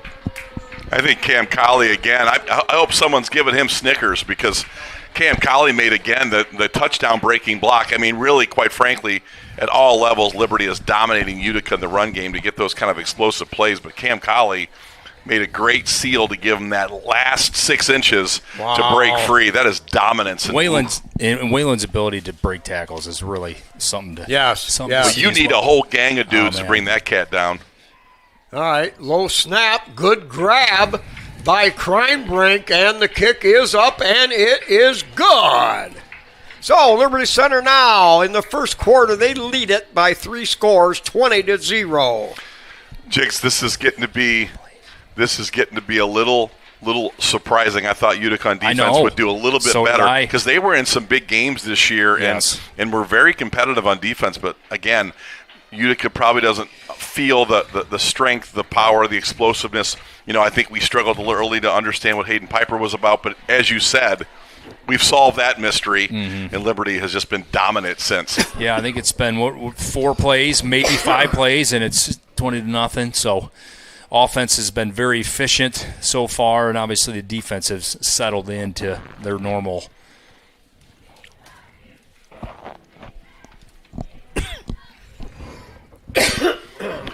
20-0 here with 3:36 to go, and I wasn't necessarily expecting this kind of early dominance, but I think outside of that first drive, Liberty has settled in, solved some things, and I think this thing will be a running clock in the second half. Now, I believe Max Walker is on the kickoff team, just not kicking.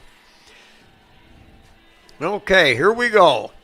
He approaches. The Tigers do a good job of getting to the line, even core, and that's going to come down, hit it to 6. Finally picked up and tries to cut outside. Evades one tackler, but brought down on a good solo job to stay with him, short of the 15-yard line. Senior Will Fitzenreiter, great job again, tackling him, getting to the ground. I mean, Liberty Center on their coverage teams, they don't miss, Brian. They don't miss. That's also what a good kickoff team does, is you get the returners kind of looking at each other like, You gonna get this one? Because I don't really. That? I'm not sure that I want. You sure about Go that? ahead. You can take this one. You sure about that?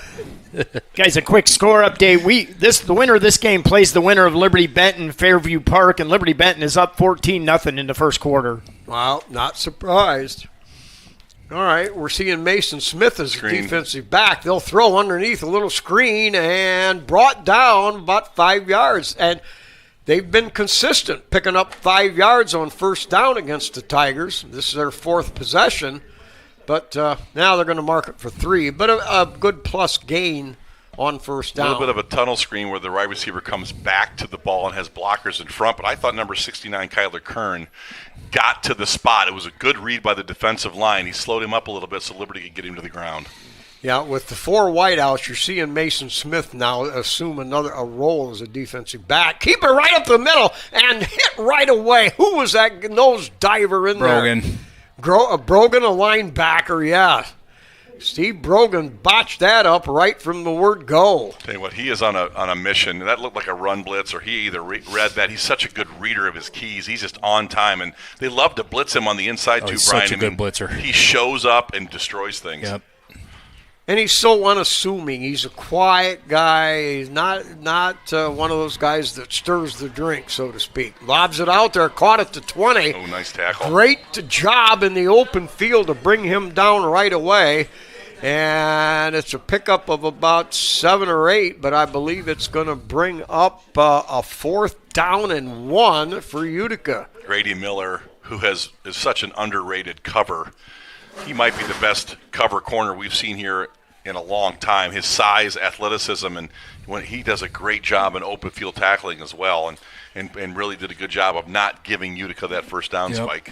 Okay, Utica already trailing 20-0, 4th and 1 from their own 20. They're going to go for it. They dive ahead, and I don't think he got there.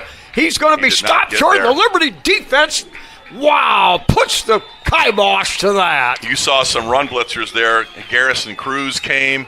Liberty Center up front did not lose a battle. All those defensive linemen did not lose. They're 2-gap players, too. They controlled 2 gaps from their position. They did a great job. The defensive line stopped any kind of momentum, and then the linebackers cleaned that up. Okay, big Liberty risk Center right there gets for the short field on the Utica 23. I want to see the replay of that. We need to start thinking about some replays. That would be You good one to see. got Goose on one tackle, and you got Weimer at the other tackle. Walker at one guard, T-Lay at the other, with Clayton Seal, the center.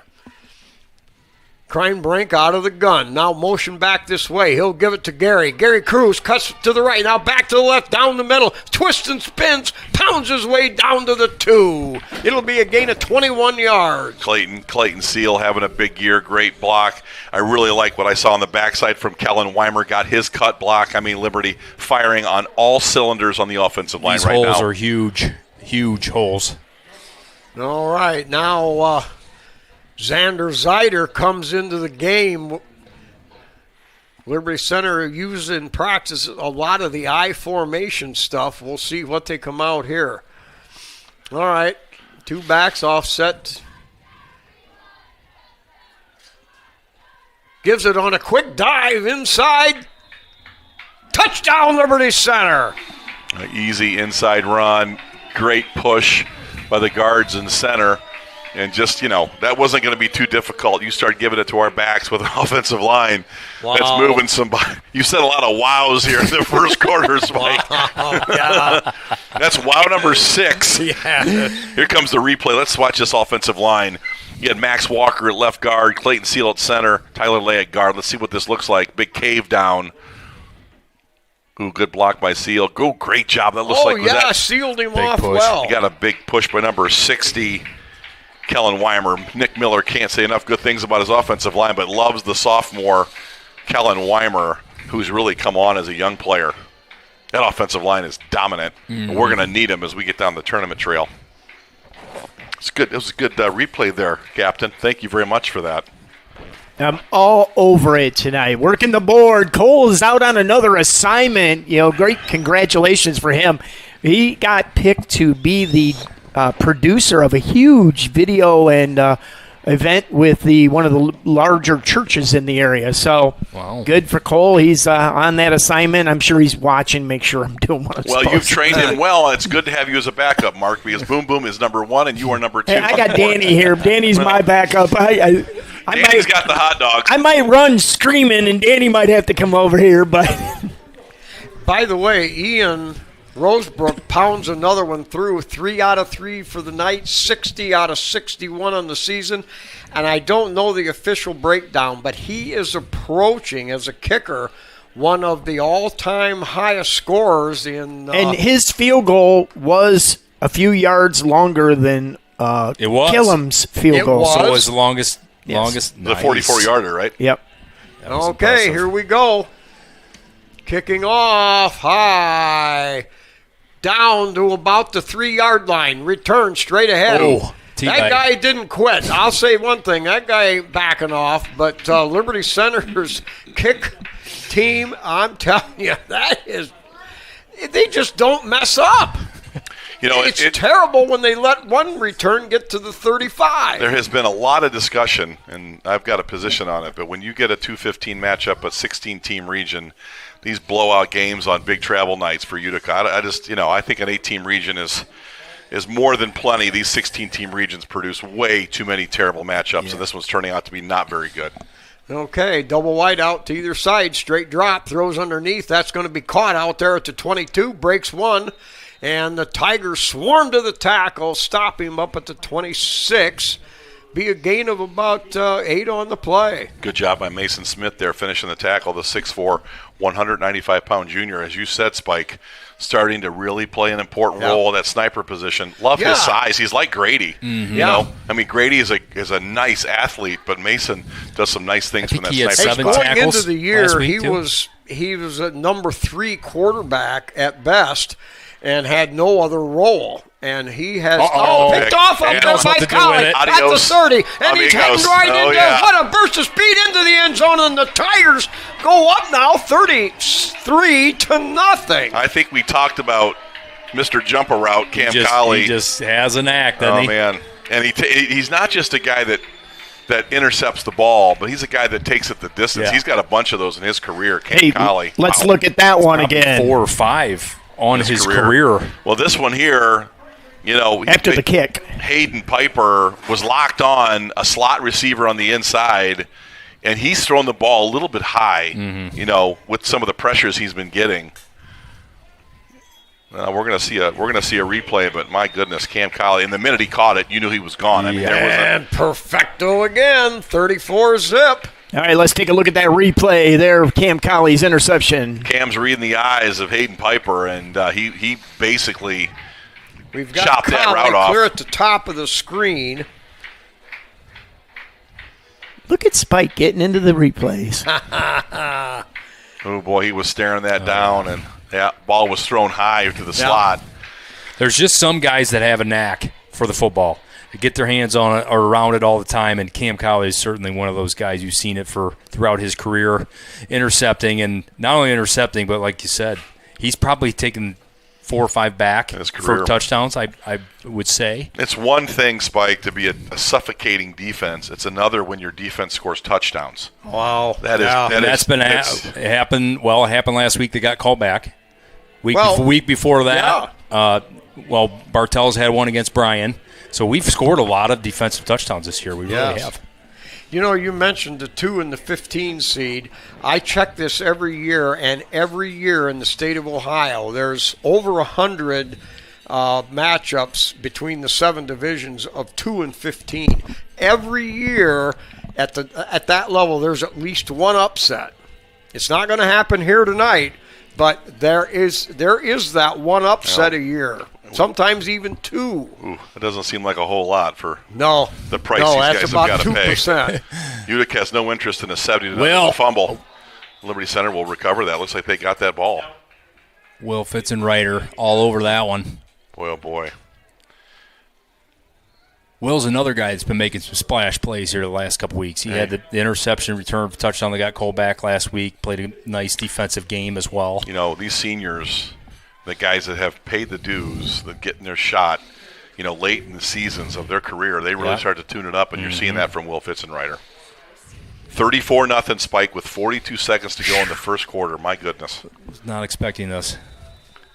I don't think Coach Raleigh's real excited about being at Liberty Center tonight. All right, throws. That's caught up there around the 25-yard line. Breaks through one tackle. Liberty swarms to the ball, run him out of bounds up across the 30, and that's going to be a first down.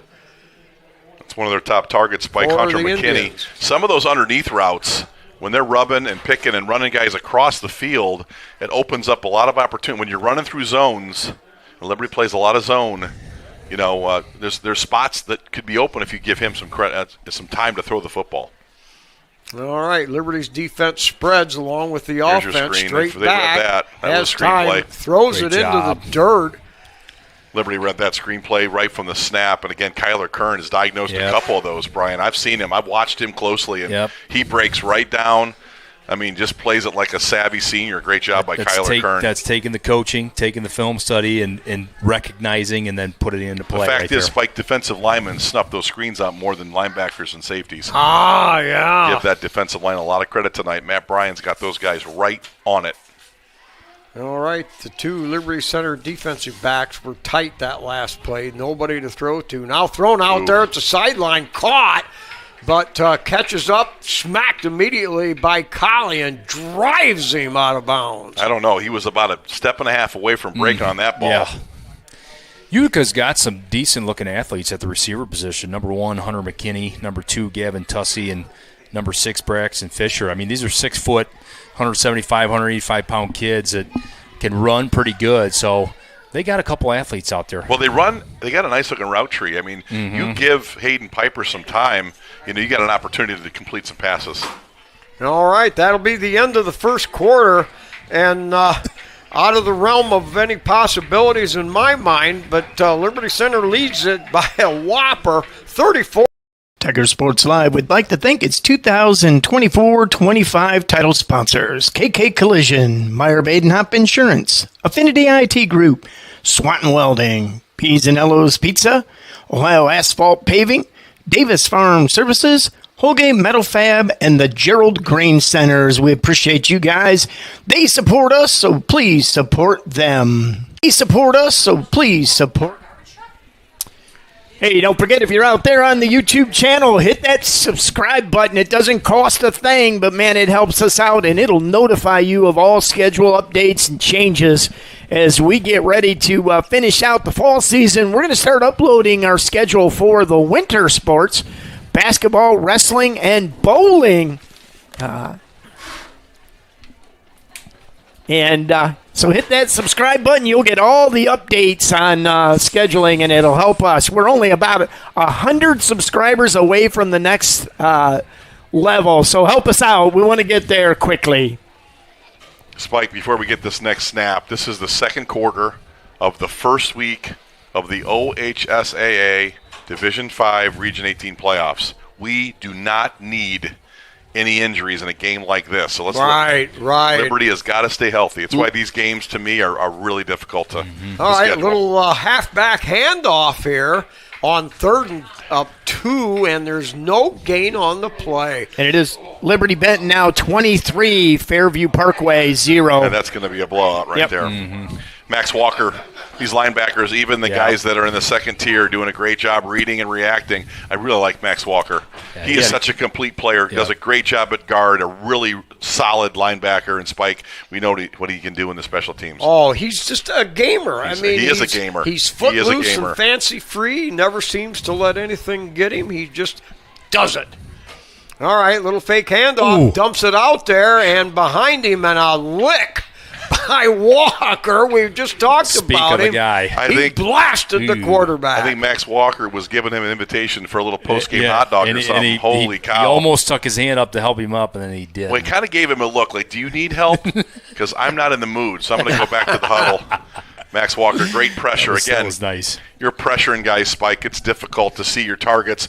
That ball was kind of thrown a little high through a lot of traffic. Yeah. Well, when you're taking a shot, in the stomach area right there as a quarterback, you cannot step into a throw. That's what you saw. All right, so Liberty takes over. Cruz now will shift over to the right wing back side. They'll play action over the middle, and ouch, that hit the deck. Well, we've seen a couple drops, uncharacteristic. That one was from Garrison Cruz wide open on the quick pass, and nice throw by Grady. That's a completion we're going to need later in the playoffs. That's been a nice play for us all get year. It too. I'm telling you, we have got a great hands receiving team, no doubt.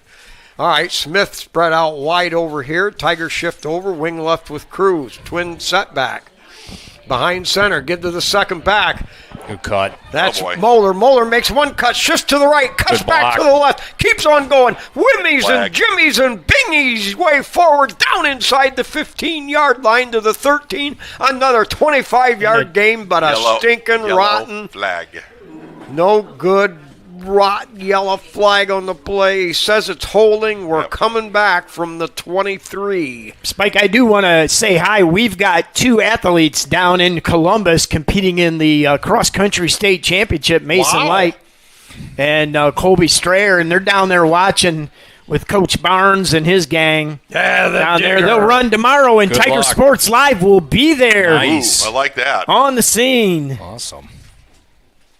All right, so the 10-yard walk-off from the spot of the foul will push that back to the Utica 33, where Liberty Center will have a second down, and we'll call it about 5 yards to go.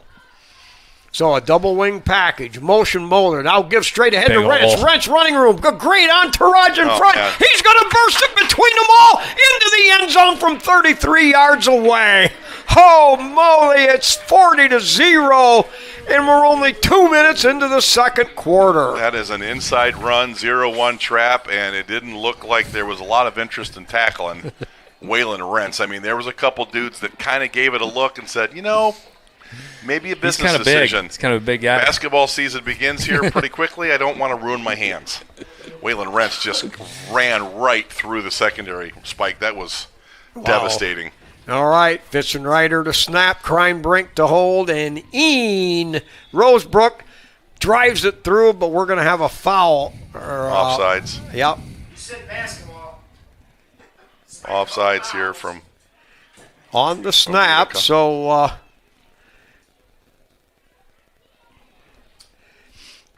going to decline the penalty to give Ian another opportunity here. 3 strides back, 2 to the left, resets the feet. Good snap, good hold. Kreinbrink kick is up high. Good. 41-0.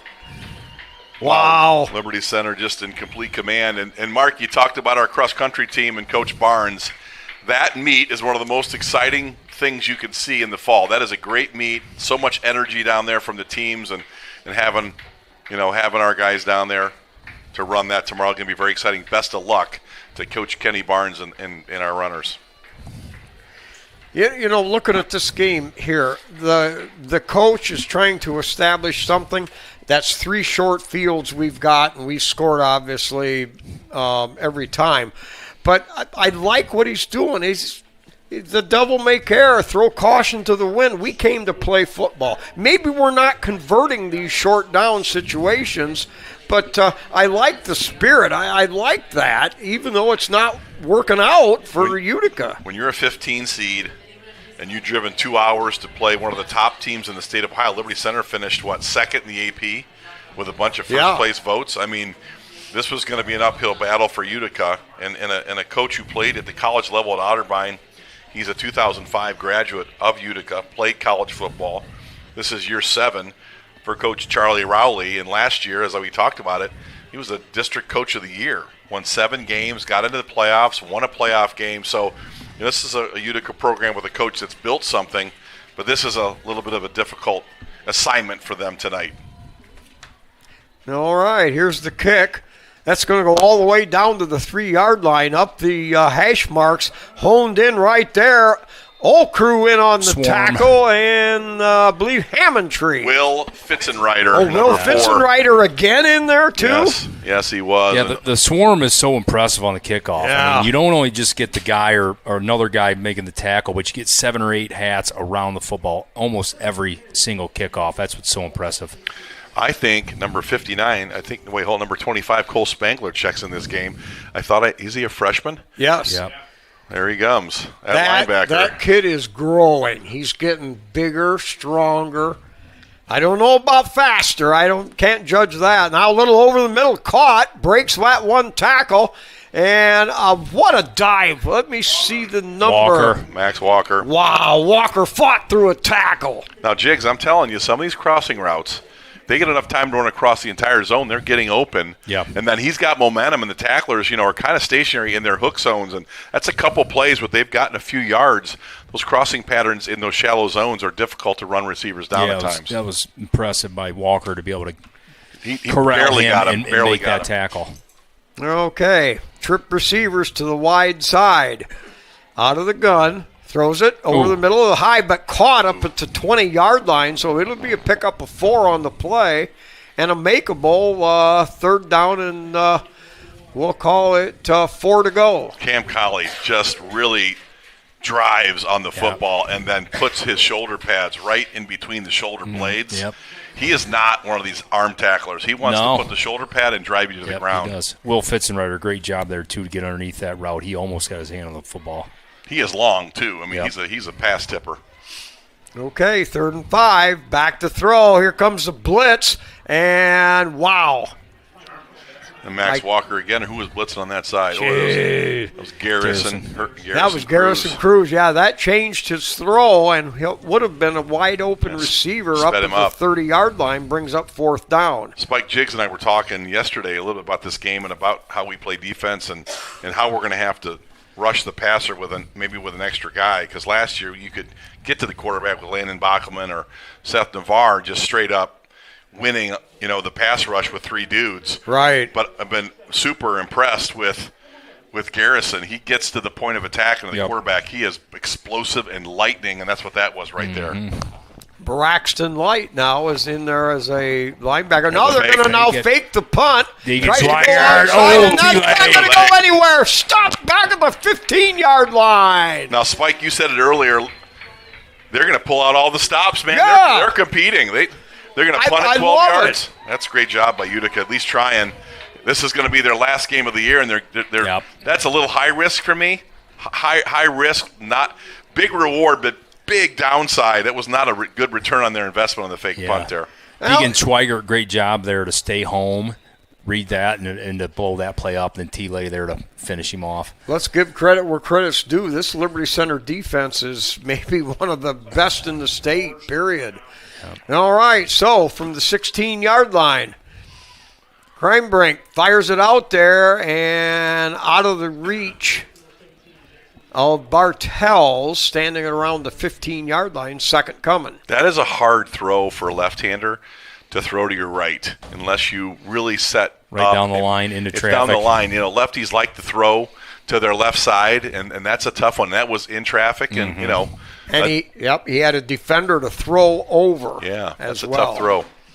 All right, second down and 10 from the 16 of Utica. Out of the gun, Kreinbrink, single setback. He'll drop straight back, looks to throw, and knocked down. Did he lose the handle? Good pressure. Yeah, he got hit. Okay. Yeah, good job at Utica again. Sending some inside blitzes to disrupt the passing game of Liberty Center and knocks the ball down and puts Liberty at 3rd and 10. But Casey will use this opportunity. He likes these down and distances. He likes to be in the red zone, try some different things, put some things on film, and then you've got Ian Rosebrook that could certainly knock it through if he gets stopped here. Okay. So 3rd and 10 from the 16. Smith wide out over here, wide out to the far side. They're going to give it on a quick hitter off the right side. He'll get down inside the 15 to the 14, but it'll bring up 4th down now at around the 15-yard line. Number 60, Donovan Holly, a 6'1", 375-pound zero fella. technique. Wow. Snacking in the zero hole there, boy. Wow. That's a big man right there. Yeah, you're not moving that guy. Run All right. stuffer. The field goal team coming out now. The ball on the 14, that'll make it a 31-yard field goal attempt. And, of course, Fitzenreiter, the snapper.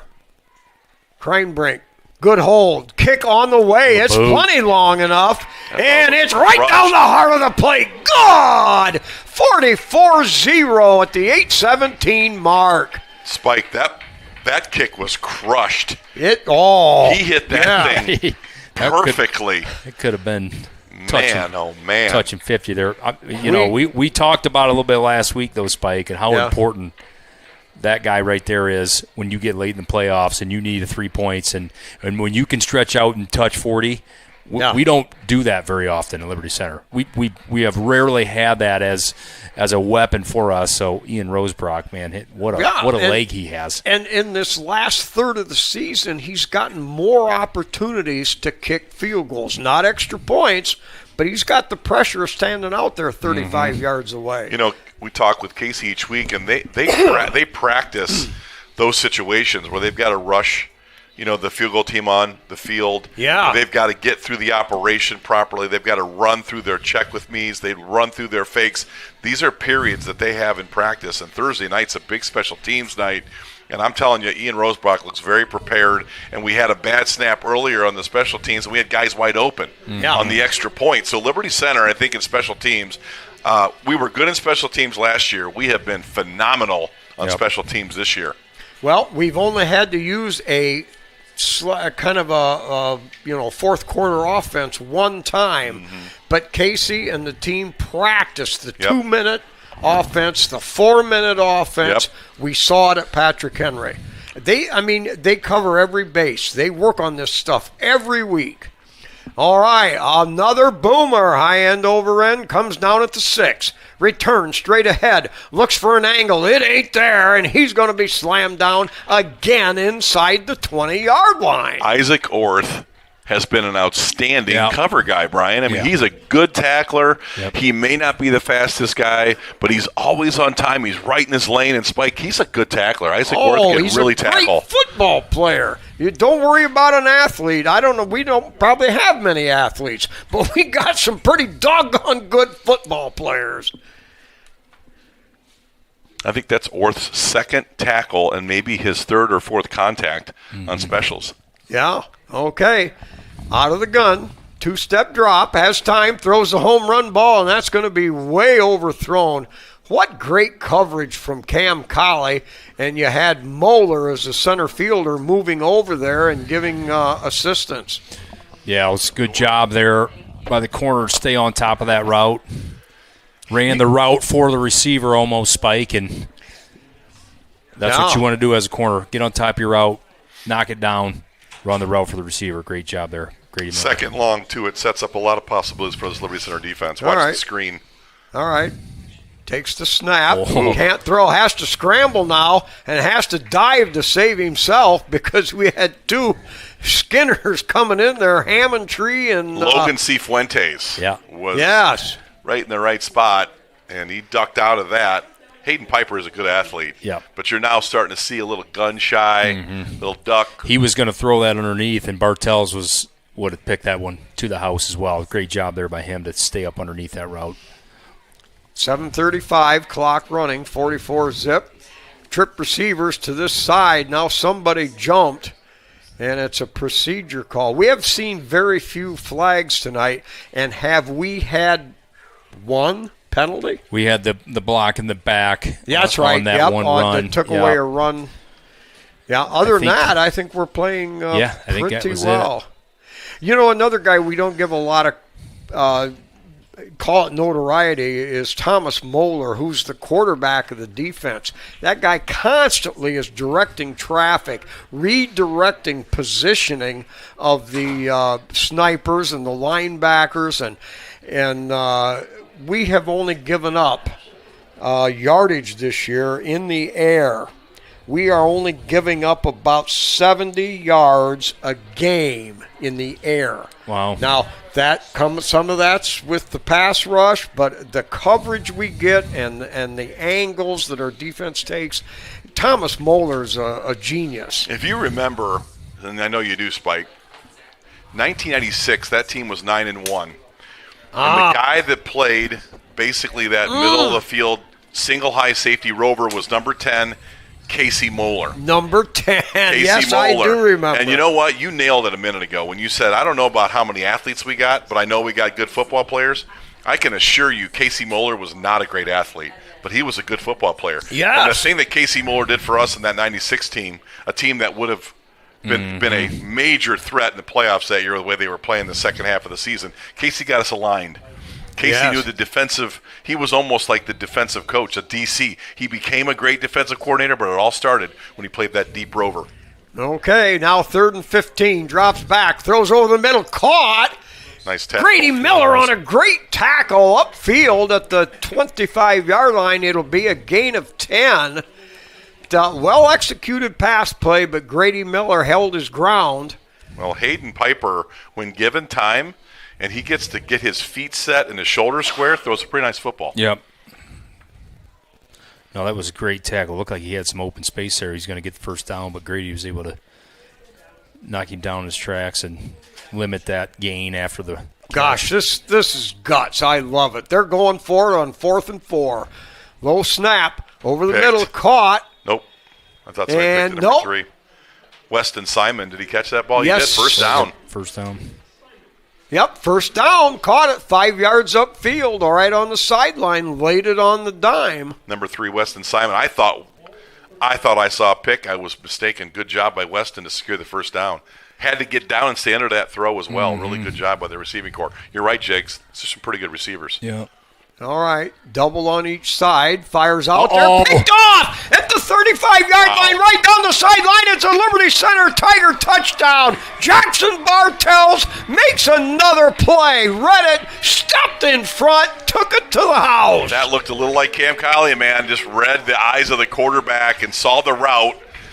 Running, the wide receiver stops, and Jackson just jumps and runs. Well, we saw one a little bit earlier where he kind of jumped an underneath route, and if he would have thrown it, it would have been the same thing there. But, man, Jackson Bartels, he's been playing at a high level here the last couple weeks. That's his second interception for a touchdown this year. Had one against Bryan as well. So, guy's got a knack. Okay, they set up for the PAT kick. You talked about pressure on the snipers. How about we applying pressure from the sniper position? Tonight the snipers have been fantastic. Wow, what a line drive. High bomb. It goes through. No, wait a minute. Yeah, it counts. I didn't look for the official signal. I guess I anticipated too much. But it was good, so 51-0. You know, I'm glad we're having success and it's exciting in week 1, but man, I just think this 51-0 stuff, it's hard. and I spike it. Listen, it's my opinion. It's not yours, but boy, this 16-team region is tough. I know there's an upset here and there, but by and large, 99% of these games are not good. They're not quality football, and I'm just sure that those fans that drove 2.5 hours from the Mansfield area is like, what are we doing here? Yeah. I was talking to Mike Vickers earlier in the week, talking about this playoff thing, and he's with me. Kids are tired. Been a long season. Of course, they got to do spring now, which is silly for small schools in May. And he's like, hey, we're young. We're beat up. We had a great season. We're out of gas. Yeah. And they got to drive 2.5 hours to Akron to get smoked in a 14-3 matchup. It's just the OHSAA and the Coaches Association have got to look at this. This is not healthy football. It's not good football, guys. I'm sorry. It's not. I heard there were at least 3 teams that just refused to play. Well, there were more than that, all divisions, but okay, they just had enough. All right, kickoff comes down at the 10-yard line. Now kicks it outside, a little bit of running room, gets it up across the 20, where Utica will take over there. That was number 20. Foster. Adam Foster. He's been making a lot of special teams plays as well. He is fast and tough and Marine. He's a Marine. His dad's a Marine. His brother's a Marine. There's a guy, an Adam Foster, that has been smoldering here on the sidelines, that when the 18 seniors graduate, you're going to see these guys they're hungry to step in, Spike, like you talked about. Those downstream depth guys just cannot wait to get their snaps. All right, who's our nose tackle here? That's T-Lay. Okay. Ooh. And fired out there, caught for about a 5-yard gain up across the 25. Grady Miller. Man, we might just see another pick to the house yet tonight. Yeah, these guys start timing these out routes, these corners and these snipers, and that's what you're seeing. You're going to see big hits or you're going to see interceptions. I'm getting some scores coming in. Delta's all tied up with Norwayne, 21-21. Here we go. Floater out there, Cam Colley read it, had to go high, got one set of fingertips on it, but out of his reach, incomplete. Oh, yeah, and as a sniper in the corner, too, when you're not threatened deep, and you know the quarterback doesn't have time to sit back there and throw a deep ball, you're waiting on that foot, stick that foot, and go, and that's what you're seeing. Kimmy almost had that one teed up there as well. All right, 5.5 minutes to go. 3rd down and 5 from their own 27. Looks, now he's going to keep it. He's got running room, and that's going to be a first down. The quarterback slides to safety up across the 35, and Utica moves the chains. Hayden Piper, again, on film, he shows up. Mm-hmm. Quarterback draw, inside run, screen pass. I mean, there's a lot of productive plays for a quarterback that can do what he does. Versatile athlete. That's a nice pickup in the middle of the field by quarterback Hayden Piper. All right, 1st and 10. Double wing set, a tight formation for Utica. Now drops back, pressure coming on, ducks underneath pressure, but brought down there. Tell you what, when the blitz comes, Spike, and the quarterback's got to step up in the pocket and make a decision whether I'm going to throw it or run it, there's Kyler Kern again. He has been all over the quarterback on those opportunities where the pocket gets pushed, he breaks, and here comes Kyler down the line of scrimmage. Yeah, he's had a really nice game. Quickness to get to the ball. Good athlete. They had some Liberty Center people down in Largo, Florida watching. Wow. Right. Well, you're getting your eyes full. Hey, Eastwood 21, Archibald nothing at middle of the second quarter. Okay. Not a surprise. All right, back to throw. Has time, has to loft it out there. The receiver broke off the route. Nobody open.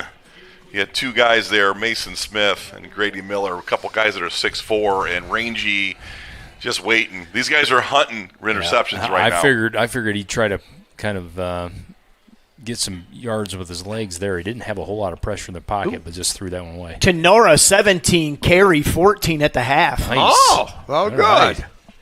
Try to keep you updated on some of our local teams as we get the scores. PH and Evergreen's playing, right? Yeah, nobody's reporting the score. I've been keeping track of it. Back to throw. Got a man out there. Throws it high. Cam Colley right there. He came back, recovered, Weimer caught it to the receiver. Kellen Weimer caught it on the sideline, number 60. Well, I'll tell you what, better than Kellen Weimer catch it, because I will tell you one thing right now. There's a Weimer down there doesn't do a very good job catching that. It's Coach Weimer. He's got stone hands. That poor guy. And he may be a tough old linebacker, but he could catch a flu if they hand it to him. Woo! I love it. I wanted to go back. It's really nice to see Delta playing in that football game, but I tell you, like I said, talking to some coaches, and Mike was one of them, just we're tired. We're freshmen. Yeah. We're going to drive 3 hours, and I'm glad he's in that football game, but it's a long season. Yeah. It's a long season for these kids, and last year we had so many injuries in that state playoff game. Waylon Rentz goes down with essentially a broken ankle. You had Colton Cruz goes down. They weren't playing that. They were playing so beaten up. Yep. Colton Chambers, and the most important game of the season. Yeah, We're playing football in December. I went to the Purdue Indiana game the Saturday after Thanksgiving.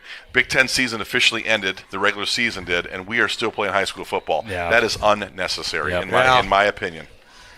I agree. Move that thing back to 8 teams in a region, 4 ball games like the 97 run we had, 98 run we had, and you're getting a lot of good football.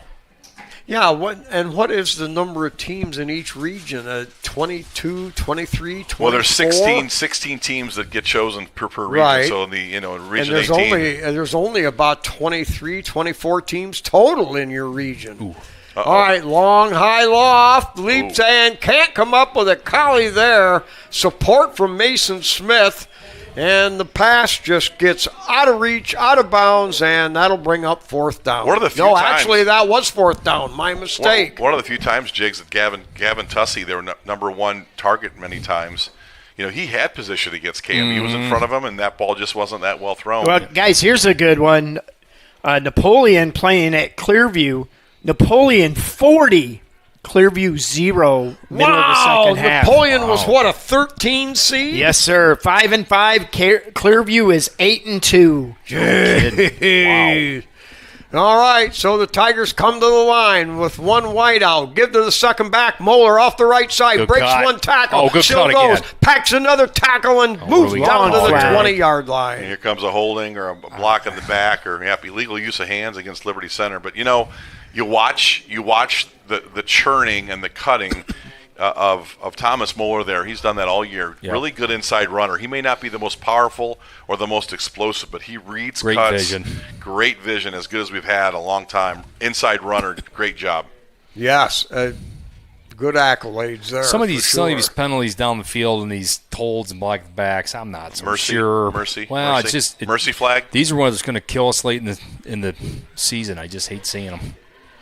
Okay, so they're after the ruling is 2nd and 9. Now Liberty comes out with the I formation, but they shift out of that. Hammond-Tree tight end on the right with a double wing package. Motion this way. Now play action. Kreinbrink has to scramble, pick it up, cuts to the outside, breaks one, still going, takes a licking, but picks up about 4 yards on the play. It was a great job there by Caden just to pull that thing down. Didn't have his first option, and some pressure coming from up the middle. Pull that thing down, get some positive yards. Kreinbrink gets smoother and smoother in practice. His passing is fantastic, but he takes some of the zip off. He's feeling it. He runs the ball well. He reacts well. He is improving all the time. All right, Kreinbrink's going to keep it, fakes the handoff, tries to go the other way. He'll pick up a yard. That'll bring up 3rd down. For all intents and purposes, really, his role in this team, Caden Kreinbrink's been of the throwing vernacular. He's a throwing quarterback. He's got a good arm, and Grady's been the guy that you have some confidence in running with, and that's been the success of the 2-quarterback system. And I really like the way, Caden Kreinbrink throws the ball, but there's not a lot of surprises in the running game. He's not that fast. He's not going to beat you down the field and running the football. So, opposing defenses kind of understand when he comes in the game, Liberty wants to throw it a little bit. All right, now they'll come out of the gun. Kreinbrink 5 yards behind Xander Zeider lining up as a wide receiver out on the far side. Wow. All right, rolling out. Rolling, now keeps it, picks it Fumble. up. He'll dive forward, fumble, and the ball comes loose. It'll be recovered by Utica around the 25-yard line. We just talked about it. I mean, not a guy that runs the ball well, doesn't really – I mean, I know he's a good thrower, good athlete, and fumbles do happen, but, Just to go back to a Zane Zeider, for example, who really understood how to run the football. It's just that's not what he does. There's a guy, I think he had a couple throws down the field if he wanted to make those throws. There was no safety here down the numbers. Chose to tuck and run it, and good hit by Utica to turn him over. All right, 2:09 remaining here in the first half. Utica continues with that wide open set, double wide out to either side. They'll throw it underneath and hit right away, brought down right away. That was Mason Smith. Good tackler, good solid defender. Again, we've mentioned him already several times, but his stock just continues to rise. You have to like his size. Against slot receivers, he's physical, he's long, and has proven to be a pretty good tackler there at that position. Yeah, physicality was never his forte last year, not at all. All right, out of the gun, rolling left, sets up, throws underneath, caught, and he fumbles it, picked up there at the 35-yard line, and now they may rule incomplete. Well, that's the safe call for the officials. Might have been a catch. But well, Mason Smith, there he was again. I mean, he's in that sniper position, and he's got two things to do there, Brian. He's got to keep the quarterback contained. He's playing kind of an outside leverage, keeping everything on the inside, yet he's got some pass responsibilities. That takes an athlete. Those sniper positions are not just straight linebackers, they're not corners. Yeah. That's a challenging position, Spike, in this defense. Yes. Oh, you got to be a little of everything. Yes. And the officials rule that incomplete. That's without the replay possibilities. That's a good safe call to make in any game. Well, you can. Braxton Light on a hard charge. They lofted out there, and that's going to be caught up to the 35-yard line. No, they're going to mark it a little short, so that'll bring up fourth down and about 2 to go here with 1:22 in the half. Really good job. That was a well-designed kind of check-down throw. I mean, that was just kind of a short throw. Number 76, Bryson Mason, made a nice block on Tyler Lay to spring that. Kind of impressed with the design of that play. Little delayed release by the tight end. Big yards for Liberty. All right, trip receivers to the far side on 4th and 1. Quarterback with a single setback. Oh, there's a false start. Ouch. Doggone it for Utica, sorry. Now, Liberty has deployed a 4th defensive lineman. They've moved a linebacker into kind of a star position, or at least a down hand on the ground, and that's really because they want to control the running quarterback. I mean, we are typically in a 3-man front all year, but we will put that guy, that linebacker, that Sam down, and you're seeing some of that here from snap to snap, and does a good job of thwarting some of that inside run, because they're 5-on-3. They outnumber you in inside run, but you put another guy with their hand down and can play a two-gap responsibility against the run, and Liberty's controlled the line of scrimmage most of the night that way. Ask and I shall receive. The Evergreen Patrick Henry score. Evergreen 21, Patrick Henry 0. Whoa. You're kidding me. Is that right? Wow, you don't got that backwards? According to Mandy Strayer. Oh, man. Whoa. She's been pretty accurate giving us scores. That would really be something. I'm gonna look it up on Max Prep. Not that I don't doubt her, but that's well. No, Mandy's been solid all year for me. All right. Well, I'm going to believe it. Need any money? You okay?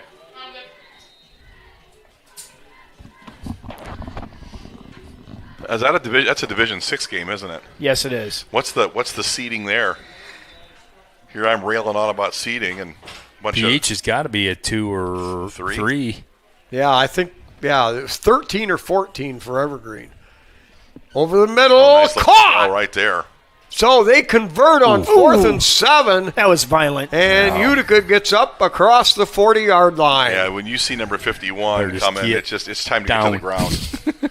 But again, guys, we've said this a number of times. Spike, Hayden Pipers with time. Okay, Patrick Henry is winning. I got to learn to read her text. Oh, boy. 21-0 PH. Yeah. I am sorry for all of you out there. Back to throw. The home run ball got a man out there. Knocked away at the last minute. Colley and Mason Smith down there on defense. And, boy, that was a challenge. Cam Colley almost like he baited that throw a little bit because he exploded right to the ball because he was beaten by 2.5 steps. He made that up in a hurry. Great job by Tyler Roars, too. He was right on that, put a nice hit on the receiver. Even if he would have maybe had a play on it, I think Tyler would have knocked that free. I was talking to Jesse Miller last week, Spike, and he said, listen, Tyler Roars in that rover position, watch out. Yeah. Okay, back to throw. Throws it just short over on the sideline. He'll catch, get out of bounds up around the 47-yard line. Yeah, we talked about Tyler Roars a little bit last week when he had his good game, and watch out for that name next year. Yeah, he'll be a senior. In the backfield as a safety. He's going to make a lot of plays next year. People are losing their mind. I read it wrong. Give me a break. Well, you were just so emphatic and so confident. You owned it. You owned it. I did. I owned it. I've owned a lot of things I'm embarrassed about. All right. Like a leisure suit. All right, back to throw. Here comes a blitz. Tyler Lay, Sagarino! Inside blitz, Tyler Lay. Big play because, that was the best drive, Spike, Utica had going all night, converting fourth downs. And, boy, Liberty ran an inside blitz, and Tyler Lay got to the spot, got into the ground. 7-yard loss. So with fourth down, this could be about the last play of the half. Yep, and at halftime, guys, we will cover the band. We've also got our stats coming in, and we'll hear from our sponsors here. But I'm gonna put a little dirt on your grave. Big Board's got PH up 28-0. So there you go. A lot of incorrect misinformation up here. Throw it in. Back to throw. Schwager puts pressure on, throws, and that's going to be picked off. Roars. No. You got it. Tyler Roars on the pick. Roars right did catch it. Okay, interception on the last play of the half. So we head for the locker rooms. Everybody here heads for the concession stand. Liberty Center on top, 51-0. Tiger Sports Live would like to thank its 2024-25 title sponsors: KK Collision, Meyer Badenhop Insurance, Affinity IT Group, Swanton Welding, P's and Ello's Pizza, Ohio Asphalt Paving, Davis Farm Services, Holgate Metal Fab, and the Gerald Grain Centers. We appreciate you guys.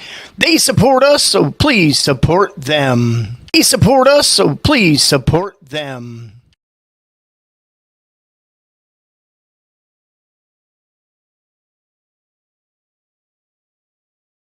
Any other use of this broadcast or any pictures, descriptions, or accounts of the game without the consent of Tiger Sports Live is prohibited.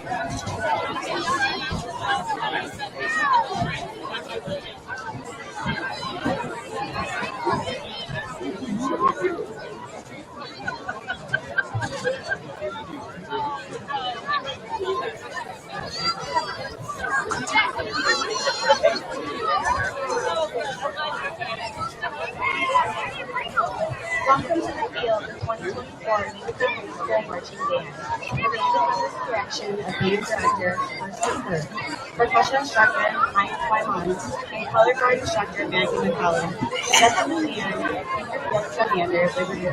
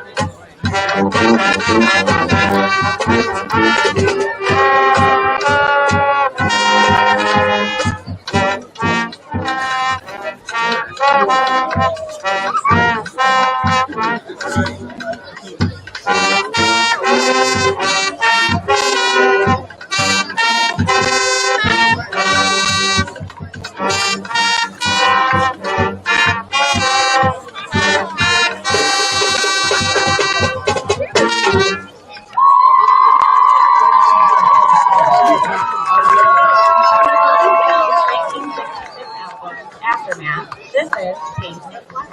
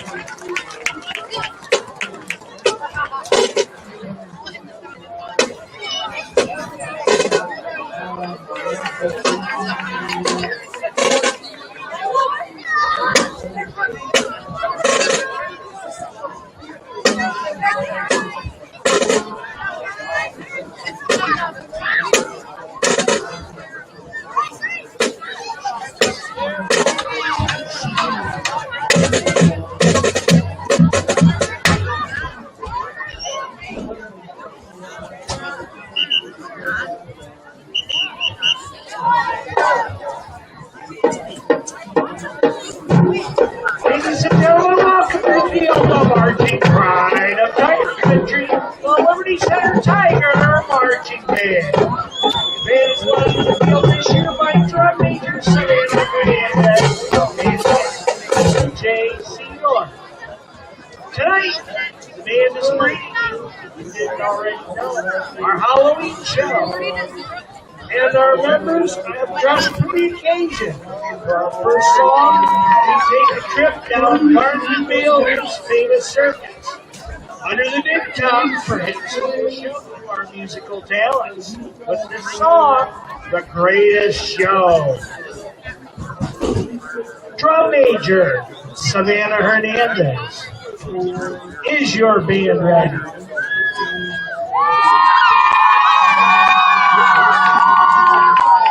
Ladies and gentlemen, the Liberty Center Marching Band.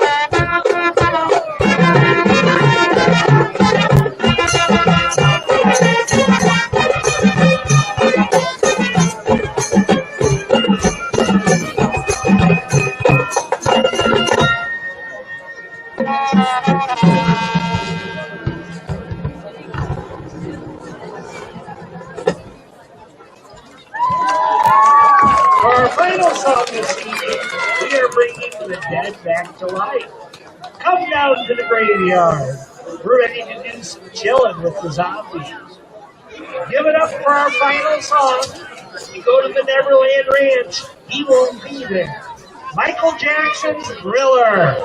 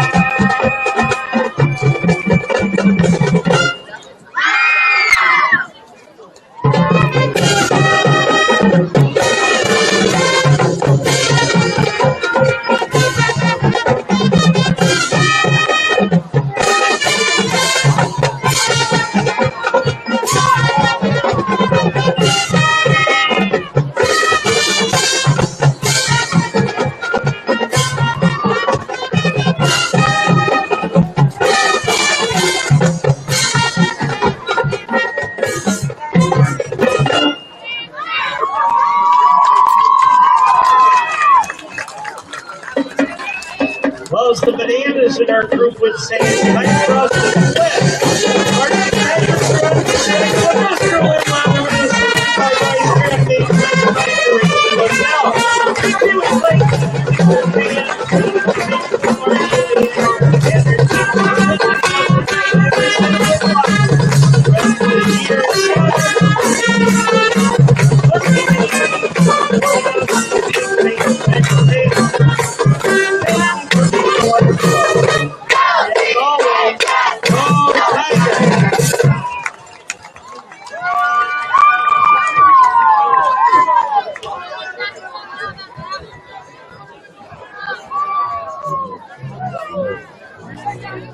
okay, we've got that winning 50-50 ticket. It's a blue ticket. Take home tonight is $1,188. Blue ticket 004069. 004069. If you've got the winning ticket, come to the middle level of the press box and claim your prize. 004069.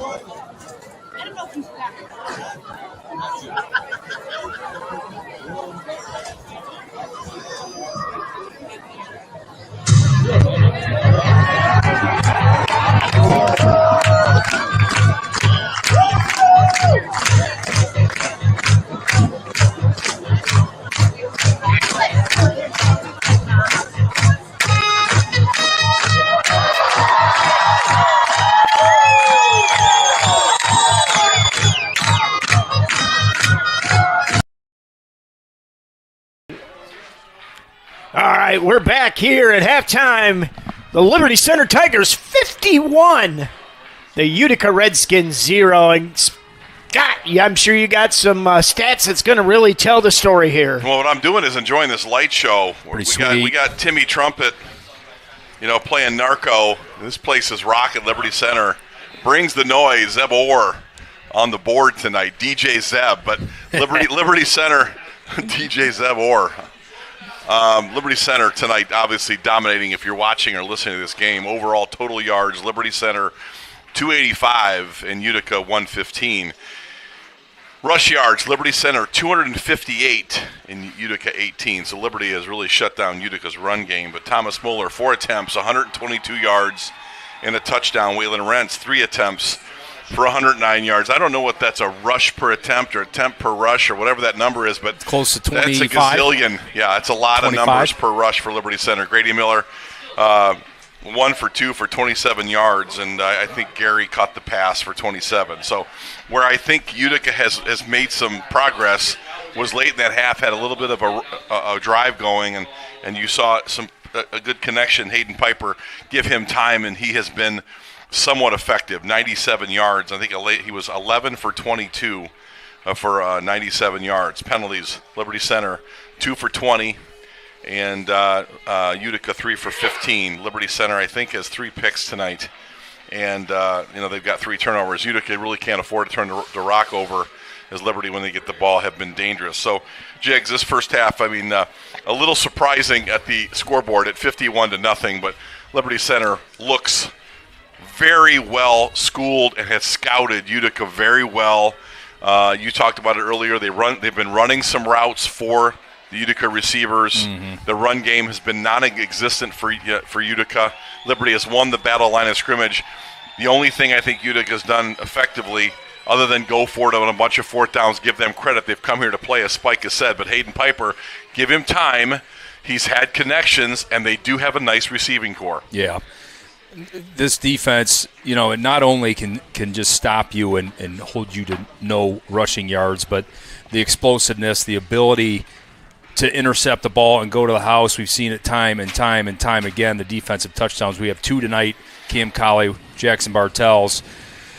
These snipers, these corners and safeties, they have the ability to intercept the ball and go to the house, and that's just another realm of this team that doesn't get talked about too much, but we can score on defense. Spike, we talk a little bit about what we've seen out of the sniper position, and you made reference this week to me and to Jiggs about we need to start talking about some players in these spots that, may not accumulate the statistics but are making plays.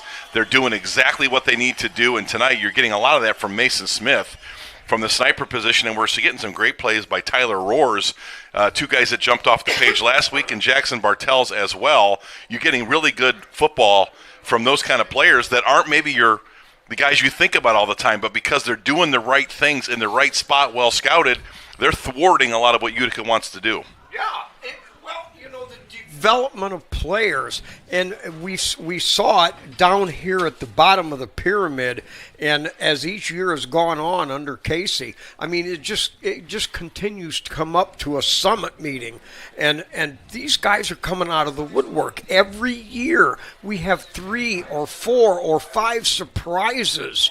Who'd have thought Xander Zeiter as a defensive lineman should, to me, be an all-state selection? This guy just makes plays time after time. He sets everybody up. And then you Mason Smith, Kyler Kern, the running back, those guys you mentioned, these guys are stepping up. And it's the practices, it's the coach's ability to reach out to them and grab them and make them understand.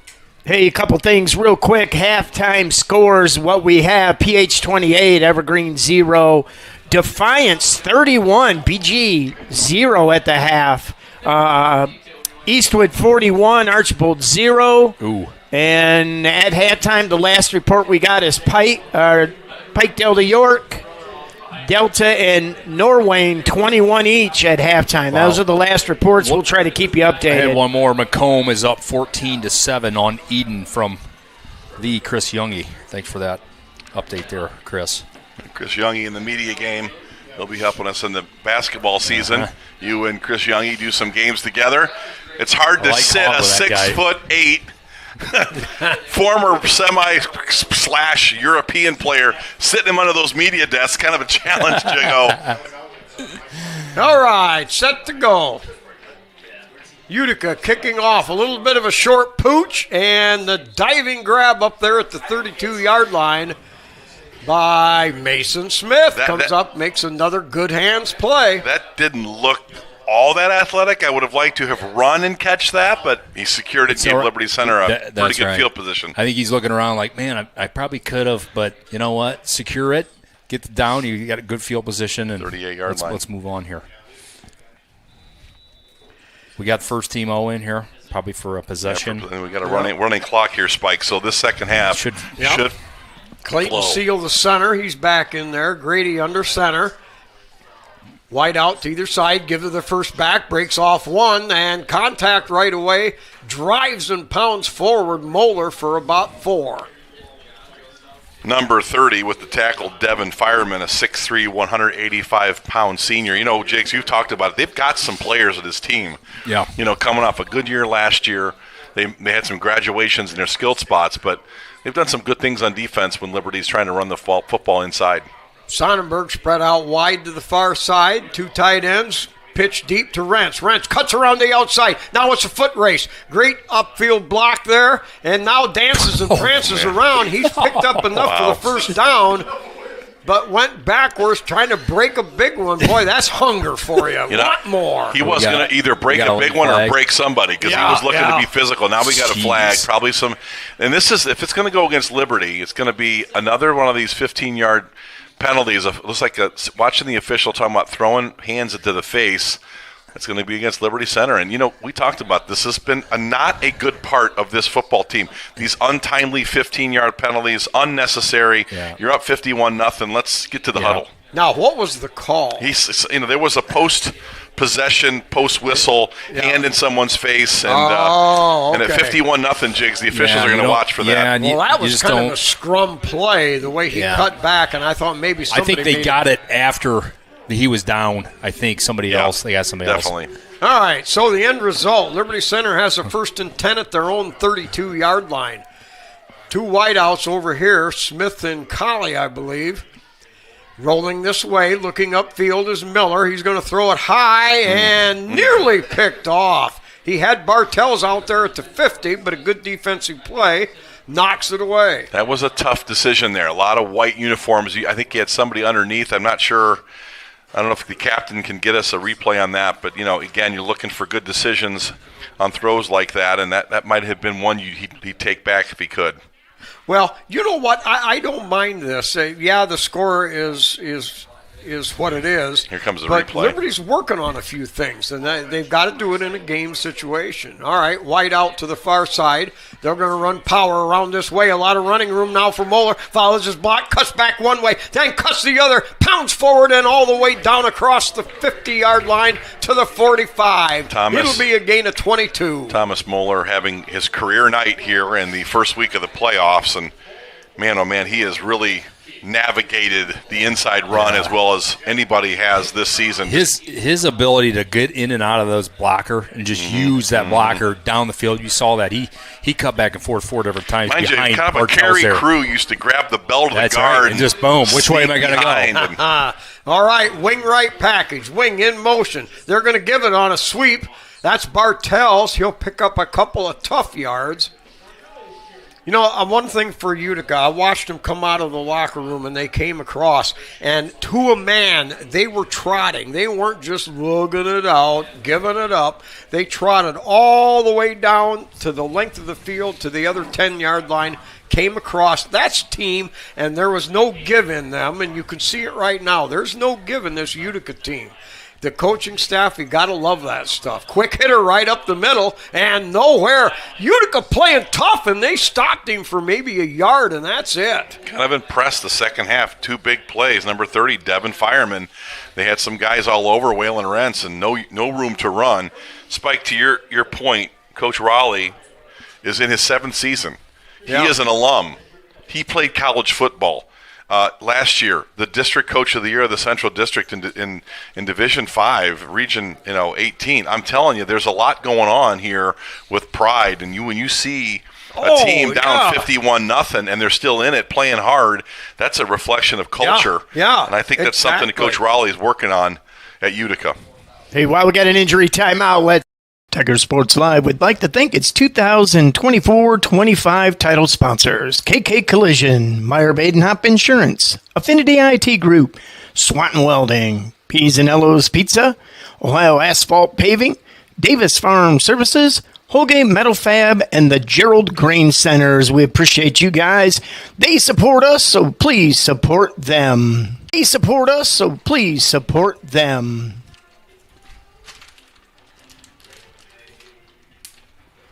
For Sports Live for the private use of our audience. Any other use of this broadcast or any pictures, descriptions, or accounts of the game without the consent of Tiger Sports Live is prohibited. Here we go.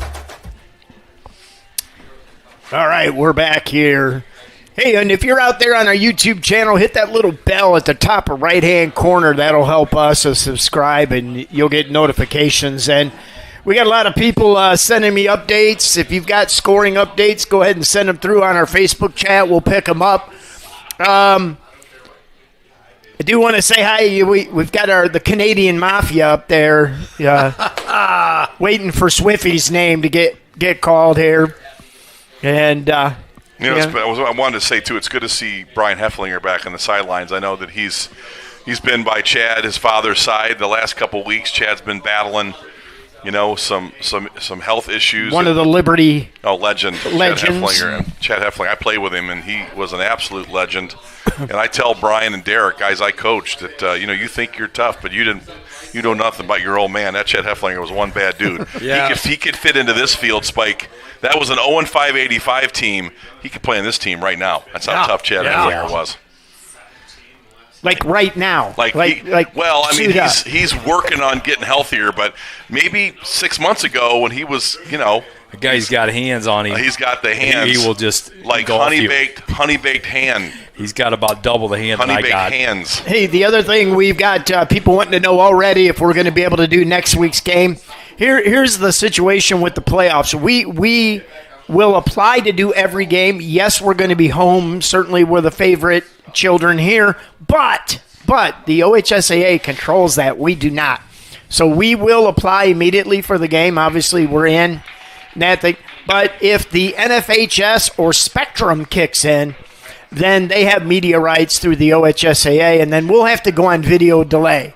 So we're going to be bringing this game to you in one form or another next week. It looks like right now we'll play the Liberty Benton Eagles as they're up big on Fairview Park. And,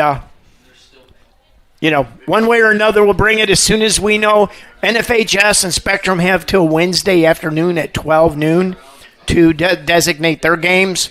We're going to move forward like we're going to bring it to you like we did today. Something changes, we'll keep you posted. End of the third quarter, Cary 21, Tenora 17. Checking some scores and trying to get you the most updated. Cary's one of those 5-5 teams that's a little misleading because they're end of the third, Norwayne 28, Delta 28. So, Mike Vickers' team hanging right in there against the Norwayne team. All right, Liberty comes to the line of scrimmage, 3rd down and 7. Bartell's in sets up over as a wing right package. Double wide out. Miller rolling right, looking upfield. Has time, has to cut outside the block of Brents. Now fires upfield, and it's going to be over the intended receiver and incomplete. Somebody just sent me 35-28 Delta. They just went ahead. Well, good for Delta. They calling a Grady past the line there, or what they call? Not sure, but the yellow flag is out again. I don't think he was past the line.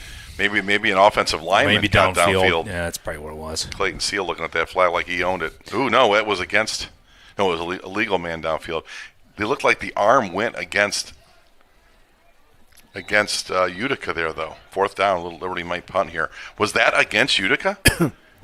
No, it was declined. Because I was watching the umpire down here, the head linesman, and I thought I saw his arm point toward Utica. Regardless, work on the punt game here a little bit. Okay, for Liberty Center, Lucas Navarre will be the long snapper here. Liberty's first punt on 4th and 7. Good snap. Good pressure. And that kick is going to come up short, hit it to 15, kind of ping-pong around, but stopped right there. And that's where Utica will take over at the 6.5-minute mark as the clock is running. Caden Kreinbrink on the punt. He's a good punter. Yeah. Max Walker not punting tonight, anxious to see if he's still working on his hand or he's got some sort of leg issue, but usually he's the punter, and he's pretty explosive. Yeah, he hasn't kicked off either, so I wonder if they're resting Max a little bit. Maybe. Resting the leg. Yeah, that's probably a good... Caden Kreinbrink can punt the football. Oh, yeah. When was that? He had Boomer. All right. 3-4 weeks ago, that was a defense. absolute bomb. Hustling onto the field, handoff on yeah. the right Isaac side, Orth. left side, and not much running room there. Back to the line of scrimmage. Spangler. And Nick Miller's got his hand in the air. He doesn't do a lot of celebrating. I think something. He enjoyed something. He's also shaking his head. So Sonnenberg in the game. Cole Spangler out there. Cole Spangler, JT number 25, Olcrew. is a freshman. Yeah, he's getting some early work. Cifuentes, one of the defensive tackles. Back to throw and overshoots the intended receiver. Was that Rentz coming across? I think it's Waylon Rentz and also number 10. Hammond-Tree got his hands on the ball, couldn't quite bring it in there. I think that ball got tipped at the line. You know, Nick Miller was talking a lot about their defensive line working on getting hands up. I think that got tipped there. Yeah, quarterback not 6'4", but they like to throw a quick game, and they'll throw the ball over the middle of the field. And Liberty's had some tips tonight. All right, 3rd down and 10. 5 wideouts. Screen. Here comes pressure from Siffy. Can't get there in time. Good job, Will. And caught out there, but great reactionary stuff. That was, I believe, Fitzenreiter in on the tackle. Another active defender. Will Fitzenreiter, Spike, has had a nice ball game. A lot of open field tackles, excellent special teamers. He's handling the long snapping. Yep. I don't mean to start lobbying, Captain, but I know here comes the train. Number 4, Will Fitzenreiter has made a short list of an award winner. He's been very active tonight. All right, so 4th and 10, and with nothing to lose, you can't blame them. Utica going for it. They're going to loft it out there downfield. Oh, he had him. Oh, maybe coulda, shoulda, woulda. That was a tough play. Had a defender on him. I think had he sat down, I think if he stops running, he's got the route won. Yeah. And he could have caught that football. Yeah, I'm not sure. He actually didn't react to the ball. I mean, I just kind of wonder if he would have just stopped. He had won the route by about 2 feet, Spike. He probably makes that catch. That ball was pretty well thrown. It was. Max Perry now going in at quarterback for Liberty Center. Yep, Dakota Zabo, number 27. So Liberty will have the ball at the 15-yard line. Sawyer Bockelman at tackle. I start seeing some names now. Wing right set. Give to the second back. Pounding there. Breaks through the line of scrimmage, but hit at the 10-yard line. Gain of 5. Tyler Royer's there. Good hard run.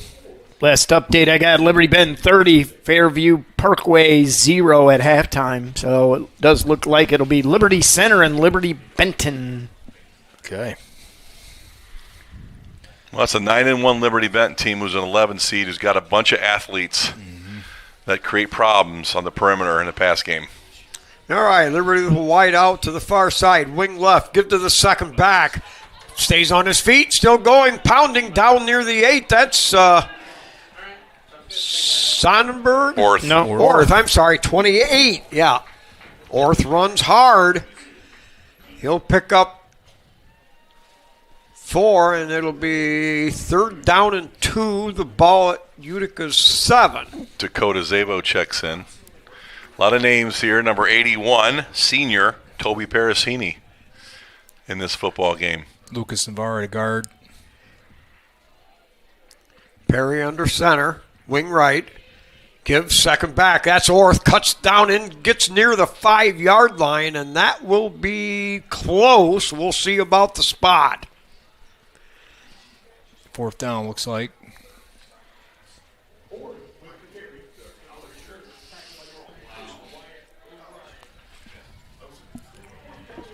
All right. Adam Foster checking in.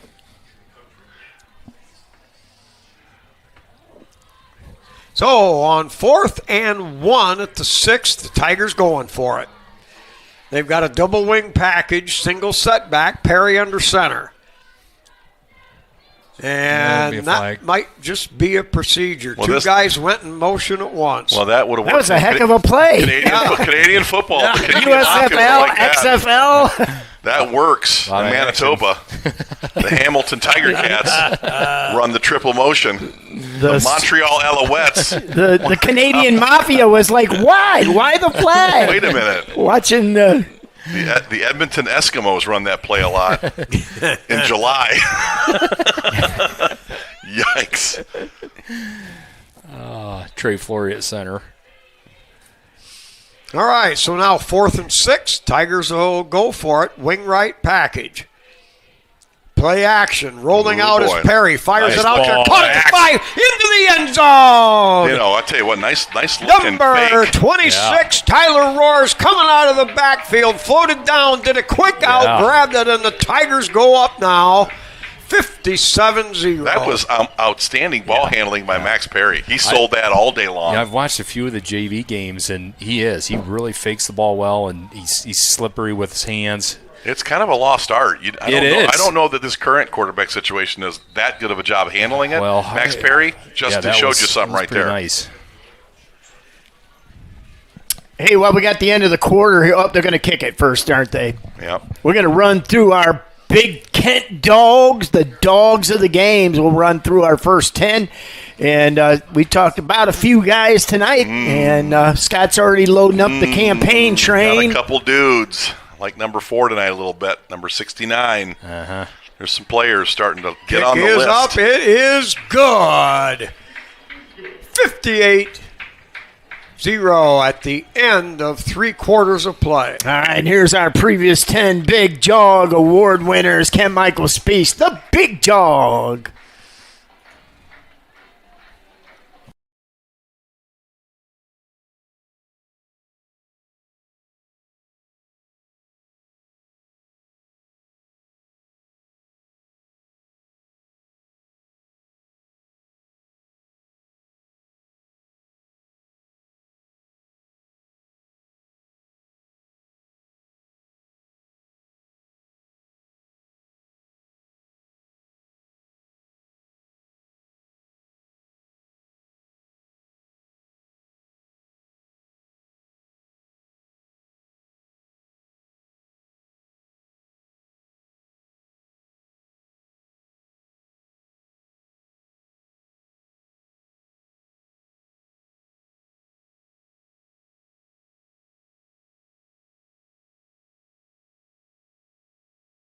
Go.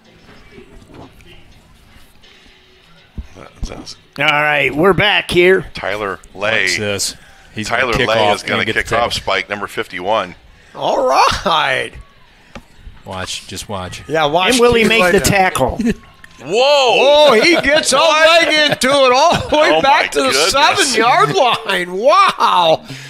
Breaks through one and hanging on, and the return up around the 20-yard line. It was a couple weeks ago. He kicked off, and he was the first one down and made the tackle. Yeah, he made the tackle. I think they told him, hey, you're the safety valve when you kick there, bro. He ain't the safety valve. Yeah, right. He's the valve. He ain't the safety valve. Yeah, he ain't the safety. No. Actually, no one's safe around that cat. There's no safety about it. No. Goodness. That guy is a dynamo. He's built like a tomorrow fire morning, hydrant. he'll get his Big like Dog shirt. Okay, 1st and 10 now for Utica at their own 21-yard line. Lewis Collins The in that snap, nose guard. give off the right side, breaks a tackle, pounding forward, and a gain of about 7 on the play. Like seeing these snap count for the youngsters, the depth players. They pay the price in practice and scout team. They're doing all the weightlifting, all the conditioning. You see it every day. These are reward snaps as well. These are hard-earned and well-deserved. All right, 2nd down, 3 to go. Toss to the sideline and caught up around the 35-yard line. That'll move the sticks for Utica. Spike, I have to throw something. I'm going to take you back a few years. All right. There are multiple Parasinis in the game. Remember what we used to call that? The Parasini package. Parasini package. Yeah. Yeah. That goes back a few years. The Parasini package. 2.0 is in. All right. Now rolling right. Or left, excuse me. Fires over the middle. Overthrown.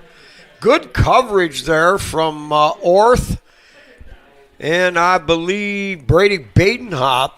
All right. Some scores. Liberty Bend 37-0. Defiance 38-0 over BG, and PH now 35-0 over Evergreen. Norwayne came back and tied. It's 35-35 Delta and Norwayne. Okay, double receiver to either side. Three-step drop. Has time, throws it up there, and caught. No, it came out. What's he supposed to do? Oh, He's going for the ball. That's terrible. Well, he hesitated. He hesitated on that call and thought about it. But, man, that was exactly what a safety is supposed to do. Tyler Rohr is bringing the noise, separating the receiver from the ball. But he was going for the ball. He didn't even hit him. I didn't see the head being led or anything. Jeez.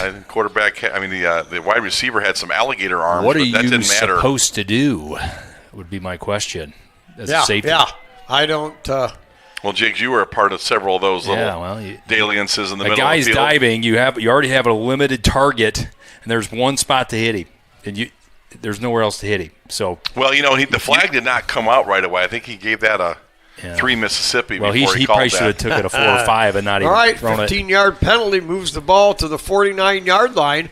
Now they're going to give it on an option and up that left side and running room down to the 45-yard line, pick up a 6.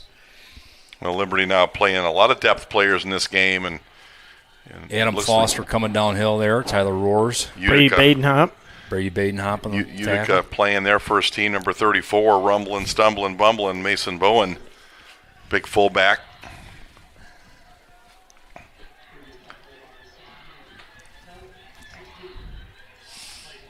Out of the gun, now rolling right, has time, fires out there, caught at the 40-yard line, slips one tackle, and Liberty Center finally gathers enough strength to bring him down, but a gain of 17.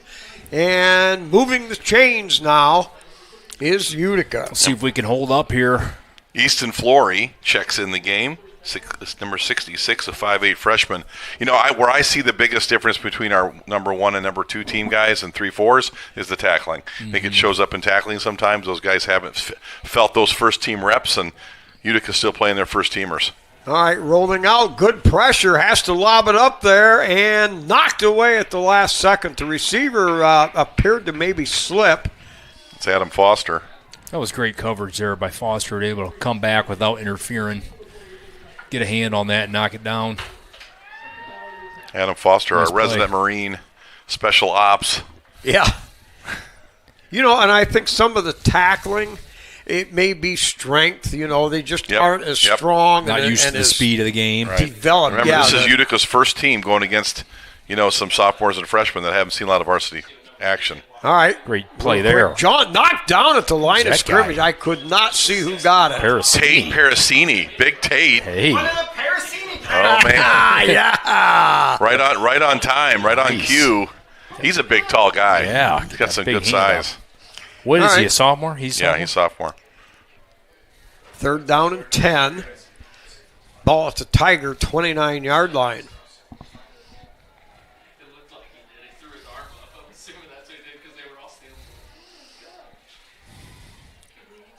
Utica, quarterback by himself, now fakes it, runs a draw more or less, and battles down inside the 25. So it'll be 4th and 5 for the Utica Indians? Redskins. Okay, I'm sorry. Mason Talent on that tackle. Liberty's starting to stiffen up here those last few plays. Carry 21 to North 17 with 4 minutes left. Wow. Oh. Well, come on there, T-Rams.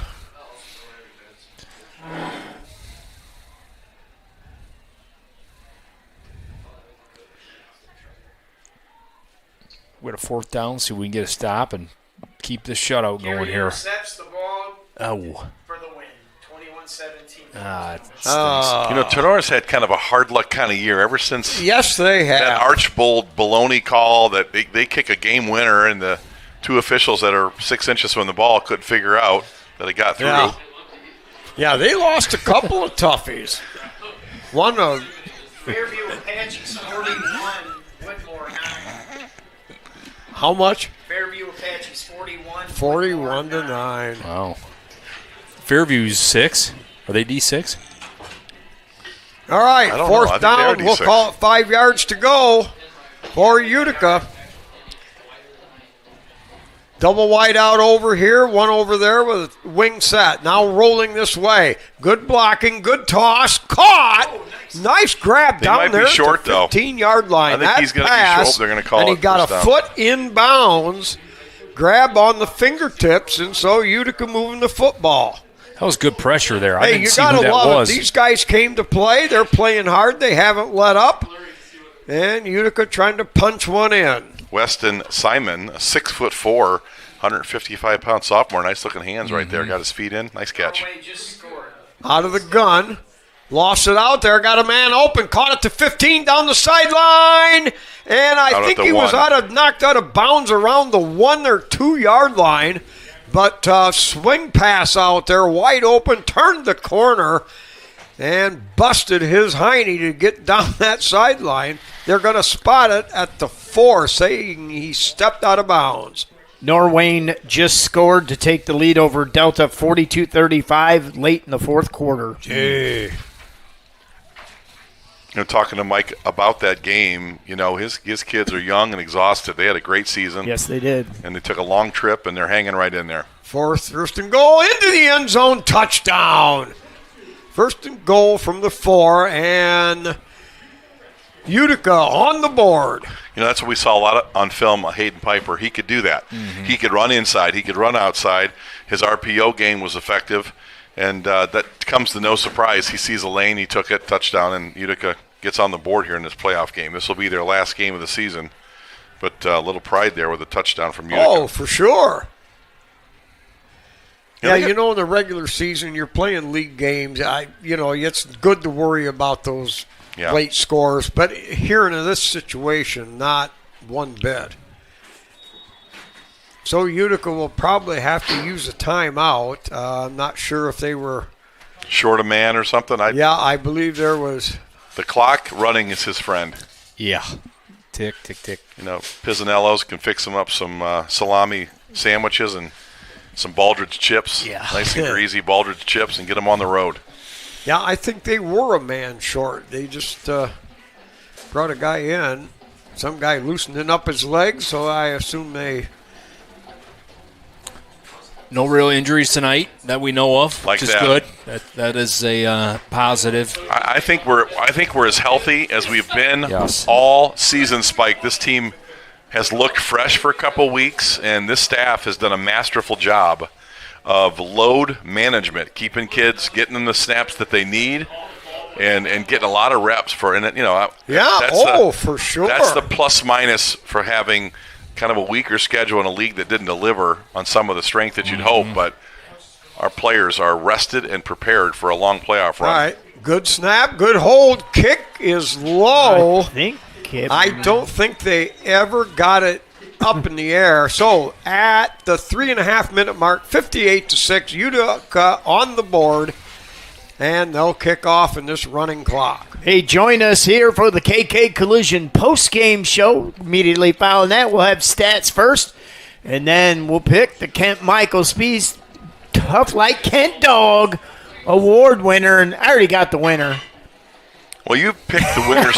You picked the winners solo. In my head. Good. In my head, I have it. You got 3 other dudes that have something to say about that. I couldn't even get the score right today, so, Yeah, the hot dogs were fantastic. Yes. The chili. Soup was awesome. The spread was great. Pam Leatherman and her thankless job there. Shane Hollenbaugh with the free gear, delivering the free gear. I mean, a lot of stuff going on in the Three-core doing a great job with the awesome Tough Like Kent Dog shirts. going to the boys tomorrow. I'm coming down for film. What's up with the boots? What do you got? What are those things down Those there? are pretty Shane? sweet. I like to give me some of them. Those are nice, man. What's that shoe? 14. Slide your foot in it, so it's not the most comfortable thing you've ever put your foot All right, now we're doing fashion tips here in the booth. Hold on here. Shane I like the Albaugh. colors are I perfect. do too. I love it. Let's get into this a little bit. All right, kickoff, low line drive. That'll hit at the 25, take several bounces, picked up there at the 15. Return straight ahead. No, that was no stopping, no cutting, no spinning. That was barreling it right up the middle. I think that was Adam Foster. Yep, Foster. Good return there. No backing off on that. So Liberty Center comes out. They'll have the ball at the 30-yard line. 3 minutes left in the running clock. Love to watch Brian Hefflinger work the sidelines. You know, it's 58-6, and he's in charge of putting a lot of dudes in this game on special teams. And let's see. Under center, dropping back. Little play action, jumps it out there. Caught out there by... Wow. Let's see. Tyler Roars. Yeah, Roars. That was a Max Perry special. Got it out there under pressure and was managed to dump it out there. Hey, listen, when you watch that play tomorrow morning, fans of Liberty Center, you're looking at a future potential quarterback right there. Steps up in it and gets rid of it. Now, Scott. Kind of reminds you of that Kansas City quarterback, the all-world. Is he scrambled? Len Dawson? No, not that old. Len Dawson, Purdue Boilermaker. All right, double wing package. Motion this way. Give to the motion, man. That's Old Crew. Old Crew stays on his feet and gets up to the 45-yard line. Hey, Old Crew, good second effort. I do want to mention that our games are, per the request of the coaching staff of Liberty Center, our games are on No Scout. So you will not be able to watch this tomorrow. Until our playoff run is over, our games will not be accessible. I should always forget about that. Yep. And it's something that Can I watch? Yes. Do I have special access? Yes. Nice. Thank you. All right, a minute and a half. 2nd down and 6 for the Tigers. They come to the line of scrimmage. Oh, and our exchange student is in. Well, timeout Liberty Center when they get this fixed. Yes, that'd be Martin Moeller, number 24. From Hobitz, Germany. His parents are probably watching. It's like, 1 a.m., 2 a.m. in the morning over there. 7,000 kilometers from home. That's his parents sent. I got one thing to say about that. It's Farfignugan. I don't know a lot of German, but I know that. And what's that dish that you eat in Germany? That veal dish that you pound it out and you fry it up? Wiener Schnitzel. It's a favorite of my wife, Charlene Barrett's. Farfignugan, I think you can. Is that like a driving excellence? Of No, the we already got tagged for hate speech once this week. Uh-oh. Yeah, for those of you that noticed, and a lot of people did, our graphics got taken down because the term Redskins, which is the Utica Redskins, is hate speech, folks. There's Martin Moeller spread out wide and overthrown. Martin had to come back to get the football, got a hand up there, but was just not in a position physically to be able to make the play. That was a bullet. Yeah, he I don't know if that was catchable. He got a big arm. He throws a good ball. All right, so they run another play in. Clock running now under a minute. This may be the last one. Delta scores late in the game to tie it 42-42. Wow. All right, wing package left. They're going to run a pitch sweep. Cuts it up. Now breaks and slam down there at the line of scrimmage. Ball carrier was Ty Jackson. And I don't think Liberty's going to be able to get another play off. Clock running with 20 seconds. They'll huddle up, but Napoleon won 49-0. Wow. And you said who tied it? Delta came back, just scored late. With the game is in the waning moments, 42-42 against Norway. All right, the final seconds click off. Liberty Center wins convincingly, 58-6 over what I would say a game. Utica Redskin team. They came to play and they played 4 quarters. Well, they went for a lot of fourth downs. So I think you're right, Spike. You hit that nail on the head. They did not come to punt and lay down. They challenged Liberty Center at every turn they could. Liberty was just too much for the Utica Redskins tonight, Jigs. Yeah. All right. Well, Captain. Well, we're going to hear from our sponsors. We'll run our disclaimer. We'll go get our stats, and we'll come back with the KK Collision postgame show.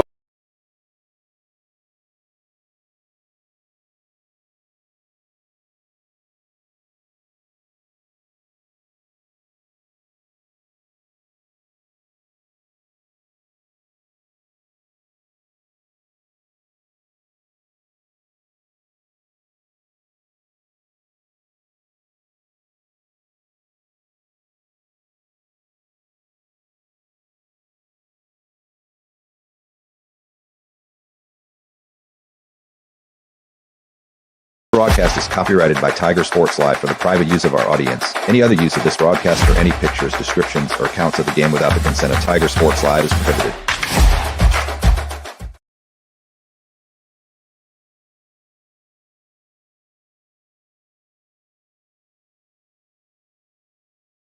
Mute it. Hey, I do want to, I forget that people are actually out there listening to every word that we say. So it's 2 a.m. at Martine's house in Kobitz, Germany. They're online watching us. So we get that. And like I said, just a few scores. Delta scores late, ties it up, 42-42. Napoleon 49-0. Looks like Tenora's going to go down to carry. In the last minute, the ball that got intercepted from their quarterback. Carey will just go into victory formation. And I think that's about it, guys. And as we're waiting for stats, how about a game recap? I mean, Liberty Center came out strong, continued to put the foot on the gas, and never looked back. Yeah, 2 or 3 big plays early, and only, on just 2 or 3 snaps. So Liberty hit big a couple times. And situation was, and you called it, Utica decided, hey, we're down 3 scores. We're going to go for the gusto. So, it just kind of mushroomed after that. But one of them things, Liberty busted out quick. Yeah, Utica did a nice job early. They had a few things going, showed a couple plays that we hadn't seen. A little slot option toss, some creativity in the offense, and then got the ball kind of down and pinned Liberty inside the 10 or inside the 13-yard line, and then the next thing you know, Thomas Moeller off to the races. So Liberty erased that early advantage or disadvantage that Utica had put their back against the wall, and Liberty Center came out first play of the game, and Thomas Moeller rolls down the field for a big touchdown, 89 yards unofficially, and I think that just changed the complexion, Jigs. Had Liberty gotten stopped and Utica picked up some confidence, Liberty's punting inside their 20, Utica gets the ball around the 50, and it could have been a different story, but that run that Thomas Muller pulled off, and Cam Colley with some great downfield blocking, Liberty from there just rolled. Yeah, and then, it's what we expect from the kickoff team in defense all year. They've been doing it. They pin you deep on the kickoff. They give you a 3 and out, get the ball back at your own 50, short field.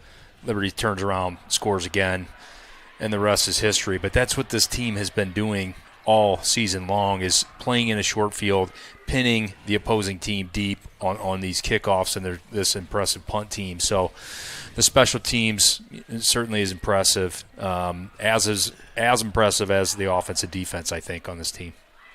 One of the things I saw tonight, Spike, and you called the game, and you know these players as well as anybody up here in the booth, and probably as well as a lot of community people. But Liberty didn't take a nap on this one. They were sharp. The blocking was crisp. They dominated early. Sometimes you kind of wonder this 2-15 matchup. You're at home. You've won your league championship. You're 10-0. Hey, we're going to win this game. No problem. That was not the case tonight. Liberty Center got to it early. That big long run, and then the offensive line just road graded the rest of the night, and the defense just shut down, a pretty game Utica tonight. Guys, I'm going to jump in here. Tenora gets the ball back With 30 seconds left, they're on the carry 27-yard line. I'll try to keep you guys posted. What is the score? What's the score? It is 21-17 carry, So they need but to with touch. 30 seconds left, Tenora gets the ball back on the carry 27. Tenora has been The right Heartbreak there Kids. a bunch. I mean, Tenora, I tell you, I think that's a good football team. We didn't see the best Tenora team, but we were pretty good. But after they played us, they got right to it. And I think they made a switch at the quarterback Yes, position, they did. and they took their other quarterback, let him kind of be a running back, and I think that kind of changed some things around for them. Spike, back to you, though, in terms of Liberty just taking control of the line of scrimmage. Again, that first drive and pin us inside the 15-yard line, you thought, okay, that they played it right, but then that big run by Thomas Moeller just kind of changed the complexion of everything. Well, and I'll say this, Liberty Center's offensive line and their downfield blocking from the line of scrimmage to about 12 yards upfield, we have to be one of the most talented teams at any level, all 7 divisions in the state. We are so precise, and the coaches cover it so well in films about getting out and getting this linebacker, going out and getting that sniper, and making the extra blocks that turn a 5-yard or a 7-yard run into a 27-yard run. And that is one facet of the game.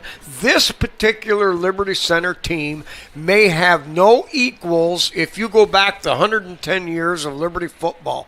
This team may block downfield, that extra 10, 12, 15 yards upfield better than any Liberty team I can remember. As it looks like Delta and Norway are going into overtime. We talk about downfield blocking. That's where the explosive running comes from. The only team I felt like this season that did a really good job of containing explosive plays out of the run game was Patrick Henry. Yep. They seem to have a lot of answers for Liberty in that run game, and I still feel like there were 2 points in that game that Liberty could have been in complete control at 28-7. Untimely penalties and a couple turnovers. And then they got some unique quarterback play late in that game. Yep. A left-hander, I don't know if he's a junior or senior, I don't know his name, but coming in for the injured, their best athlete on the team. I think the Krieger kid has committed to play at Northwestern, so he is a phenomenal athlete. And once he went out of that game, funny, that felt like a serious moment for them. They felt like that he could be out with a serious knee injury, and he comes back and plays the next week. So I thought that was the only time, maybe in the last 2 seasons, that I felt like a team understood that they needed to get to the football, a lot of hats to the football, or you're going to give up big explosive plays, and we did not have those against Patrick Henry. Okay, Tenora just took one shot to the end zone. Pass was incomplete. Carry wins. Yikes. We do have some statistics there, big guy, if you want to roll into the post game. All right, we're ready to go. We're going to go into the KK Collision.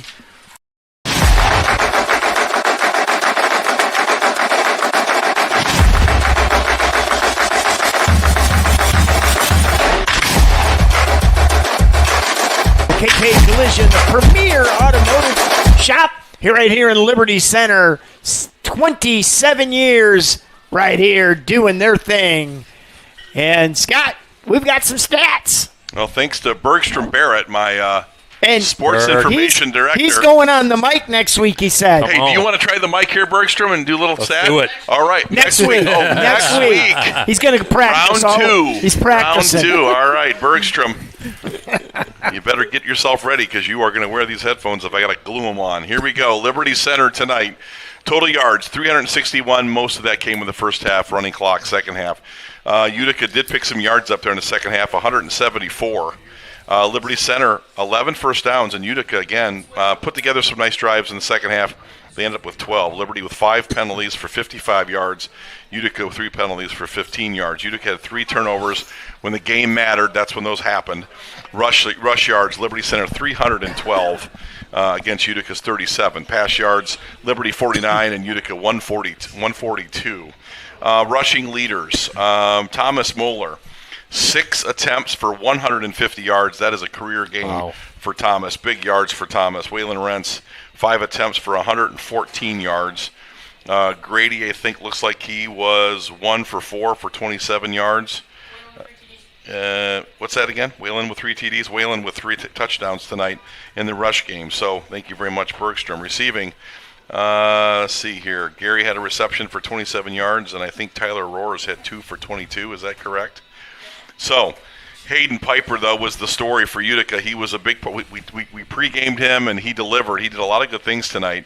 He ran it for 30 yards on 13 attempts. He was 21 of 43 for 154 total yards in the pass game. So, they rely on him. And I think, Jigs, you would say that was the focal point of the defense, all eyes on their quarterback tonight. And I think that, he delivered Hayden Piper when he had the opportunity, but Liberty just didn't give him much opportunity. Yeah, they were that was definitely the focus of the defense, and he got loose a little bit in that first drive, and other than that, this defense flies around. They get hats to the football, and that's key when you got a mobile quarterback who wants to get out of the pocket and make plays, rally, get hats to the football, and this Liberty Center team did a great job of that tonight. You also mentioned once they got the rhythm of the Utica offense, once they saw the 4 or 5 plays that they were going to rely on against Liberty, I think the Tiger defense responded. Matt Bryan and that defensive staff didn't take them. It doesn't take long for Matt and Casey and that defensive staff.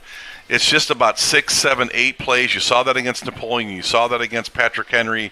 Liberty gets on top of the scheme part of it very, very quickly. So, Spike, a big win tonight. Liberty kind of checked all the boxes, dotted all the I's, and crossed the T's tonight. Yeah, the offense was workmanlike. It was almost flamboyant. The linemen are, let me use that phrase again, they're almost flamboyant in their skill and ability to execute with precision. I mean, it's just a thing of beauty. It's a joy forever. And then the adjustments, the defense adjusted to that. So I think Liberty Center right now is hitting on all cylinders. Of course, next week, the price of poker goes up. We'll be matched up against a very strong Liberty Benton team. A 10-1 Liberty Benton team with weapons all over the perimeter and a quarterback that can deliver it, Brian. I don't know if you've gotten a sneak peek at Liberty Benton. I have. They have some impressive skilled guys. You don't win 10 games for free. They paid the price to get those. Yeah, I have not seen them, but yeah, certainly looking forward to a little bit better test for this Liberty Center team. And yeah, Liberty Benton with some athletes. They traditionally always do have some athletes on the outside and a decent quarterback. So looking forward to that matchup and hopefully give this defense a little bit more stress than what we saw tonight. Are you ready to get into it here, Captain? This is the favorite part of the broadcast. It is. Right here. And this is the Kent Dog Tough Player of the Game. And once again, Kent Michael Spiess was just a warrior. And that's really what this award's about. Somebody that overcomes the odds, takes them head on, and does what they need to do to come out on the good side of that. And that's what Kent did every day with his muscular dystrophy. And I'm sure he had bad days. I've never seen one. So, all right. Well, we've got a lot of players, and I think we're gonna let Scott go first because he was on the campaign train early. I don't like going first I'll because go first. Spike Jigs forgets what I have to say. I usually defer to Spike. No, that's me. He just goes, yeah, what he said. I've learned to just shut Mark by the captain out. I'll go first. I was selected to go first, so I'm gonna be loud and proud. There were 5. There was a lot of plays tonight, a lot of players. So it's always hard to when you win a game in this resounding fashion. It's always hard to pick one guy, but there were 5 guys that I'm going to talk about. I won't take long, but obviously I really felt like I'll save my pick to the last. I love the way number 69 Kyler Kern played tonight. He was outstanding in the screen game. You saw him right on time, good reads, and then when he had to win, the snap against his opposing tackle, he won. So he won snaps. He had great reads. I thought Kyler had a great game. I really like number 60 Kellen Weimer's game. I've liked his game all year long. Sophomore, he's been a rising star. The next 2 years, this kid's going to be an All-Ohio player and probably a Hall of Fame kind of player. How do you not love Cam Colley? I mean, Cam Colley was everywhere tonight. He is it's like a jet, and he's just a fantastic reader of the ball, makes plays, and turns interceptions into touchdowns all the time. My honorable mention tonight is Thomas Moeller.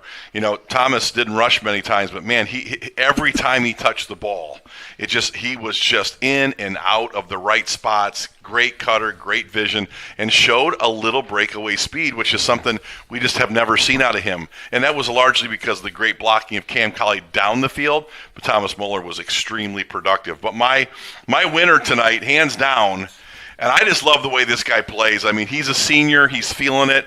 He does so many things that are sometimes unmeasurable. He is our long snapper. And, Spike, this is a big deal to you. You're talking about 60 of 61. Okay, what? That's not because Ian is a great kicker. It's because the snap is good. And Crimebrink, it's the operation. And I just think number 4, Will Fitzenreiter, played great on special teams tonight. He got in the pass game. He's done a good job tackling. Will Fitzenreiter is my Kent Dog player of the game. I'll give you 2 names. Kyler Kern also flashed to me, in the screen game. Made a lot of plays, just solo tackles, and was just very active from the defensive line position. He popped a little bit, and then Will Fitzenreiter as well. You saw last week the starting to Bill. Will had a really nice game defensively, had the interception return that got called back.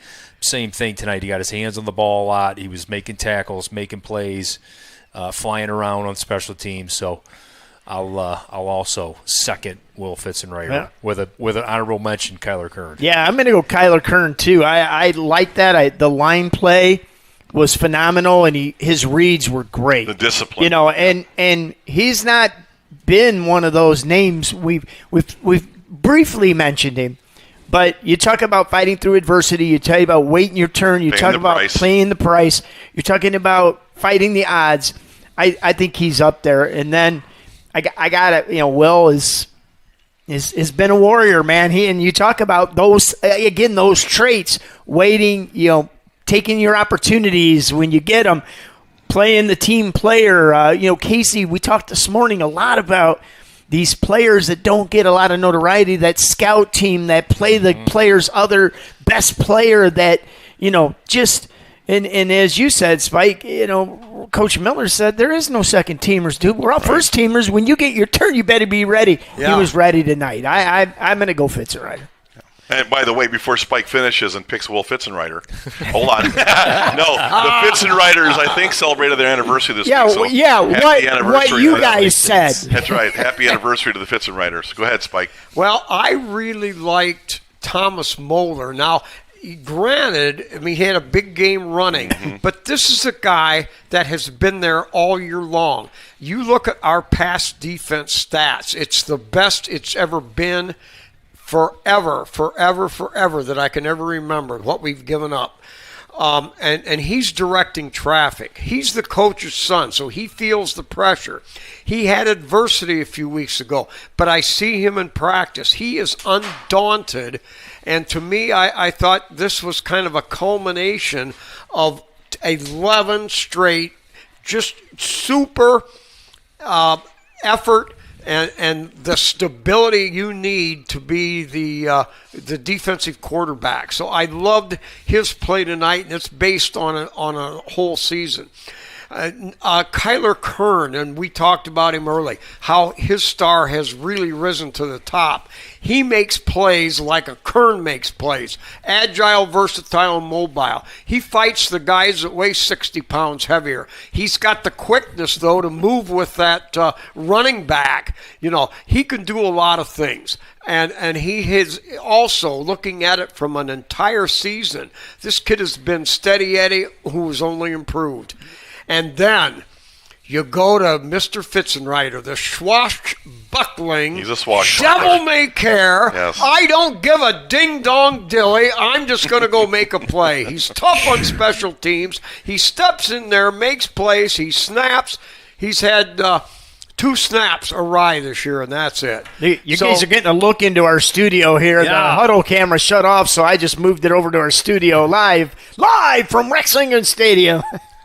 Boy, I don't know. If it comes to only giving out one award, I'm a loosey-goosey because I could see a couple of guys getting this tonight. But those are the 3 that I really stood out to me. Well, you're typically the author because you've kind of come up with the concept. But maybe tonight as a little bit of a switch up. We'll let Jiggo maybe make the final call. I kind of did that last week, though. Oh, Yeah, kinda we did. put him on the, we put him on the spot last week. All right, he but- doesn't want it again. He doesn't want it again. So well, Mark, it's Fitzenreiter. I mean, we've all said Fitzenreiter. I think, Spike, you make some good, I think you make a great argument for Thomas Moeller. This is game 11. He's been in every conversation.